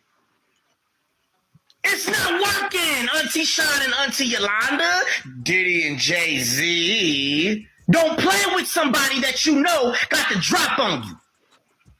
Okay? Got the drop on you. God sent me to ruin y'all. Well, word on the street is that Orlando Brown is certainly side-eyeing all these things that are happening to Blue Ivy. Elaborate. Now, can you imagine? We ain't doing this together. Like, none of them are around each other in no room with no magic crystal ball. Ketanjian messes with me with waist belt.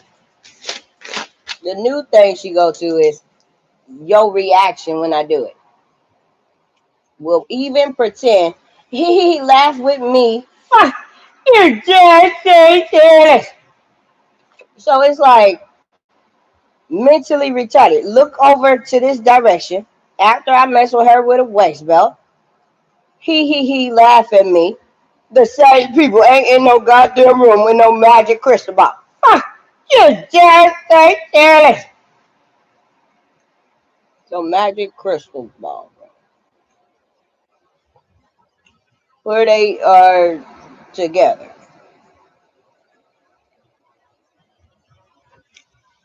So Patanji messes with me, sitting here on the couch. You. Now it is when I say sitting on this couch, me, Bianca, Sensori Kunye West. It is them, not me. Because everybody want to be M. My goddamn first name's initial in the necklace. Just the same location that Bashan jumped in the water, but not where I threw it. That's what y'all asking.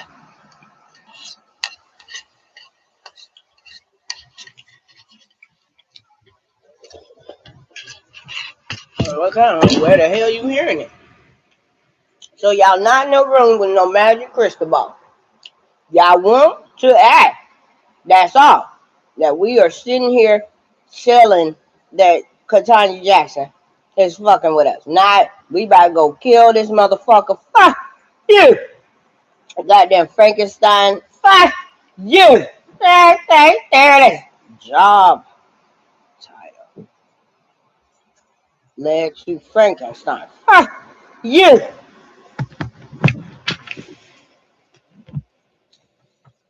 Evil geniuses. You do John Boozman, why do they talk from her lips? How the fuck did John Boozman hear it?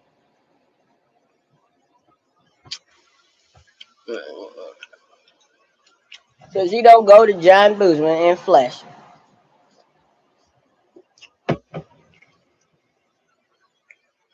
Yeah, she ain't retarded. You a goddamn lie. Don't go to John Boozman. The same as ballroom with no crystal balls in it. You think we dumb? So I said I answered. So I said that on her lips, followed by and with I'm back, I innocent. A damn Harvard law degree. You dare say this woman named Katanja Brown.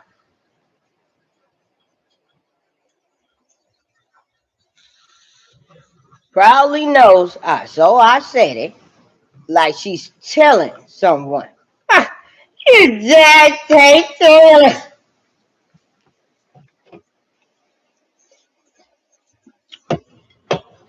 And I don't put the blame on him or anyone. You. So it's like I'm telling on myself. So I said, I'm saying this because somebody knows I'm talking to them. See, serious, I'm telling them. I'm saying it with her lips.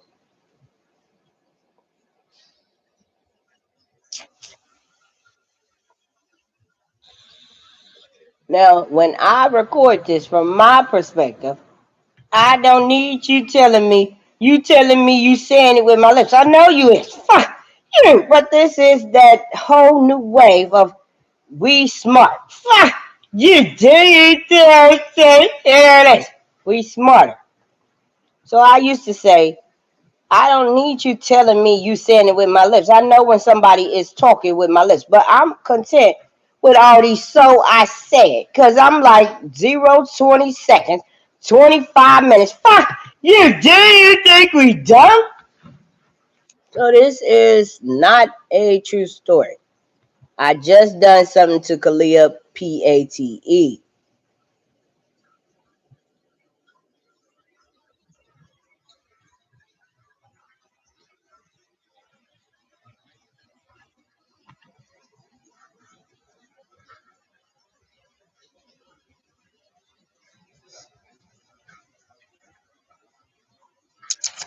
Where we told you.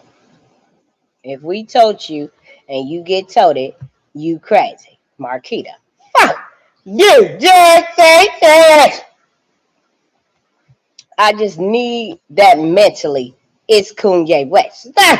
See who he uses to do it? Jermaine Dupri and Kylie Jenner. Now Kylie Jenner knows.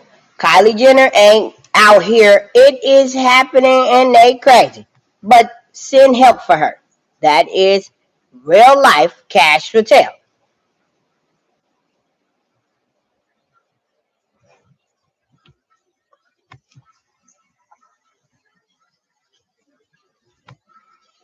So it's like we know that they crazy. These goddamn musicians. Fuck. You do you think we dumb? So then there goes Beyonce. Fuck. You do Marquita, is she crazy? Like in real life, we know these musicians crazy. Fuck you. Do you just say this? So she wants to know, do you think we dumb? Because we know in real life, these people know about us, and it's a string witchcraft practice. Fuck you. As I said, so then there she go again. KETANJIAN. I'm trying to prevent anybody from telling the truth.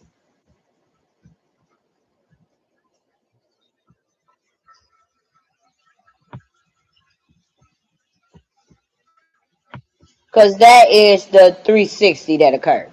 Where now this man is pretending to be the person who is the storyteller. She said this. And this woman that got added and is throwing everybody under the damn bus. Fuck you. So instead of it being Kanye West, because he don't want people seeing his ass, fuck you. Do you just say that? Don't waste belt me, KETANJIAN. Let's add in Cash and Trump. Now I know I can't do this. It's KETANJIAN. Fuck you. Do that say So when I do that to them, I'm gonna make her feel a waist belt, and then y'all yelp off her lips, and that is to tell any person that could be trying to help her, like, cause my mindset is here. I gotta keep interrupting her to protect them. Fuck you, dude. She didn't just say that. That was Beyonce, no else. That said that the intelligent part, not the do you think we dumb? If I'm being tired, I said there it is. Do you just say this, Beyonce? So the first person, more than likely, was her goddamn brother. Do you think we dumb? Start that.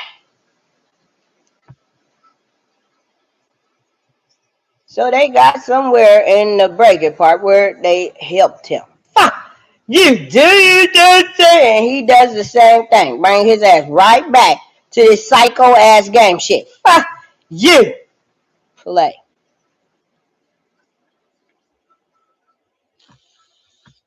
So on the surface, they just having their way with Kalia. So in the play that KETANJIAN played in, she was in a Shakespeare play. Fuck you.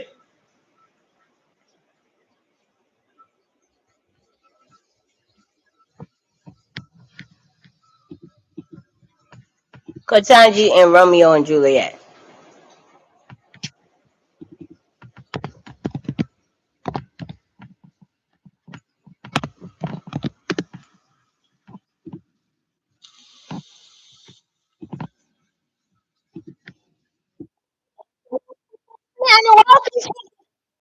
Tonight, we have a very special guest, Supreme Court Justice.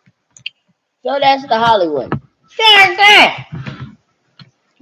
What you don't know. I'm back up here. I know he the president. Ah, you. I'm just, they want me in Broadway. Fuck you.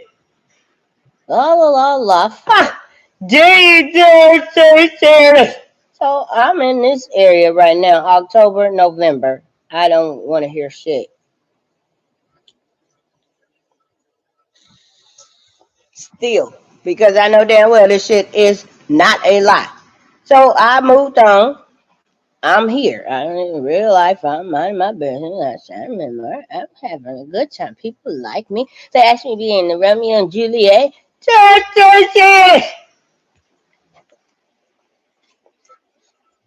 No, you telling the truth? Hollywood. So then, they little corrupt ass still plotting and planning shit. Fuck, you do, but nobody like, unlike that one. So I wrote down the three ones that be thinking they are film working. I'm making a movie about her life.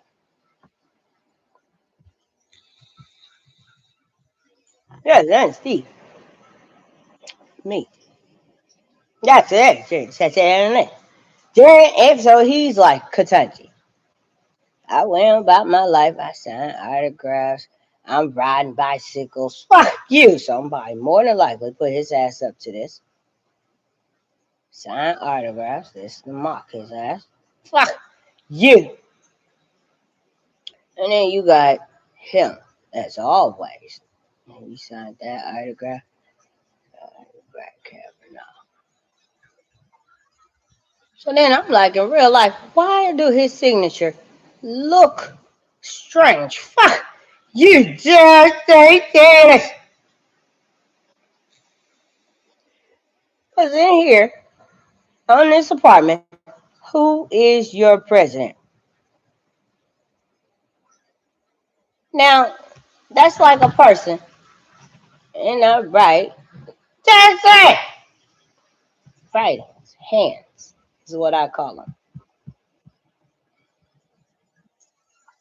Where you are mentally trying to get on my motherfucking mind.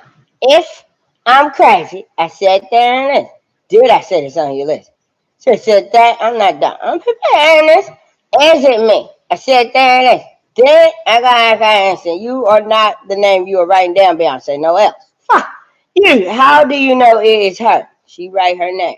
But Marquita just wrote this. But really, I'm writing as her. Is it me? Why are we crazy? Because if you don't know what is happening,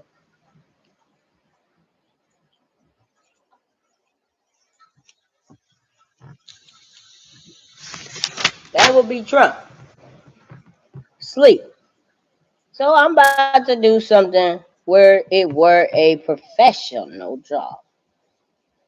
Where signing shit, these people knew why.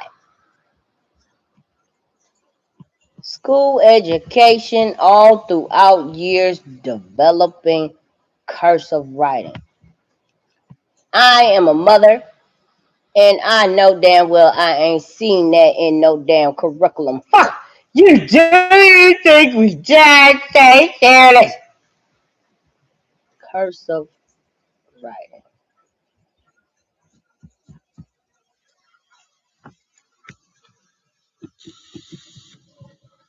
Have schools gone away from developing cursive writing?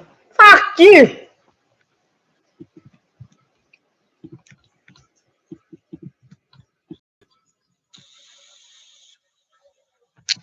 So professionals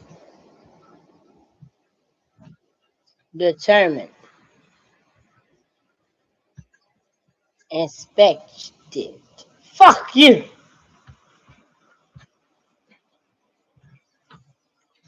Now these people are old. That's it. How old is Trump?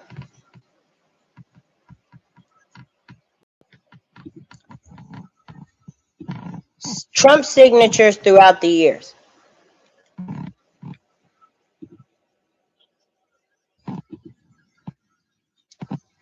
Do you think we don't say seriously?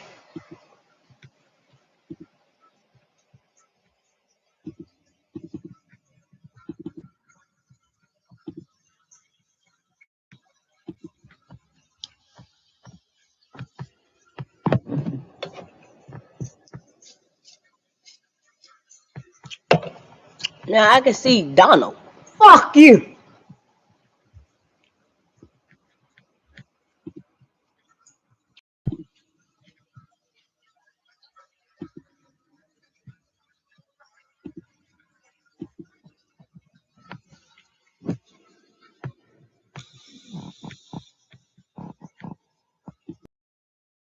Do you think we've done that? Say, serious.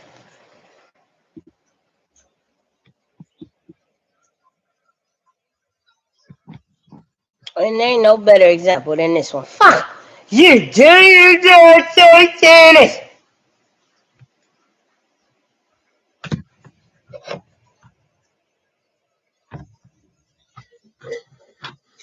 So that give you a timestamp, Katanji. Fuck you.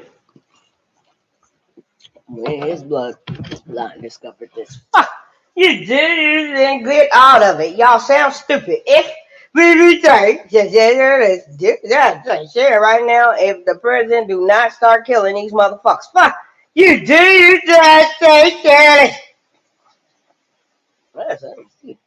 If we retake, do you think we done? And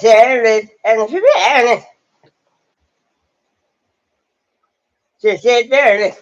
I said, if we retire, did I say something like that? Yes, she did. Fuck you. Who the hell is she? Fuck you. Do you say careless?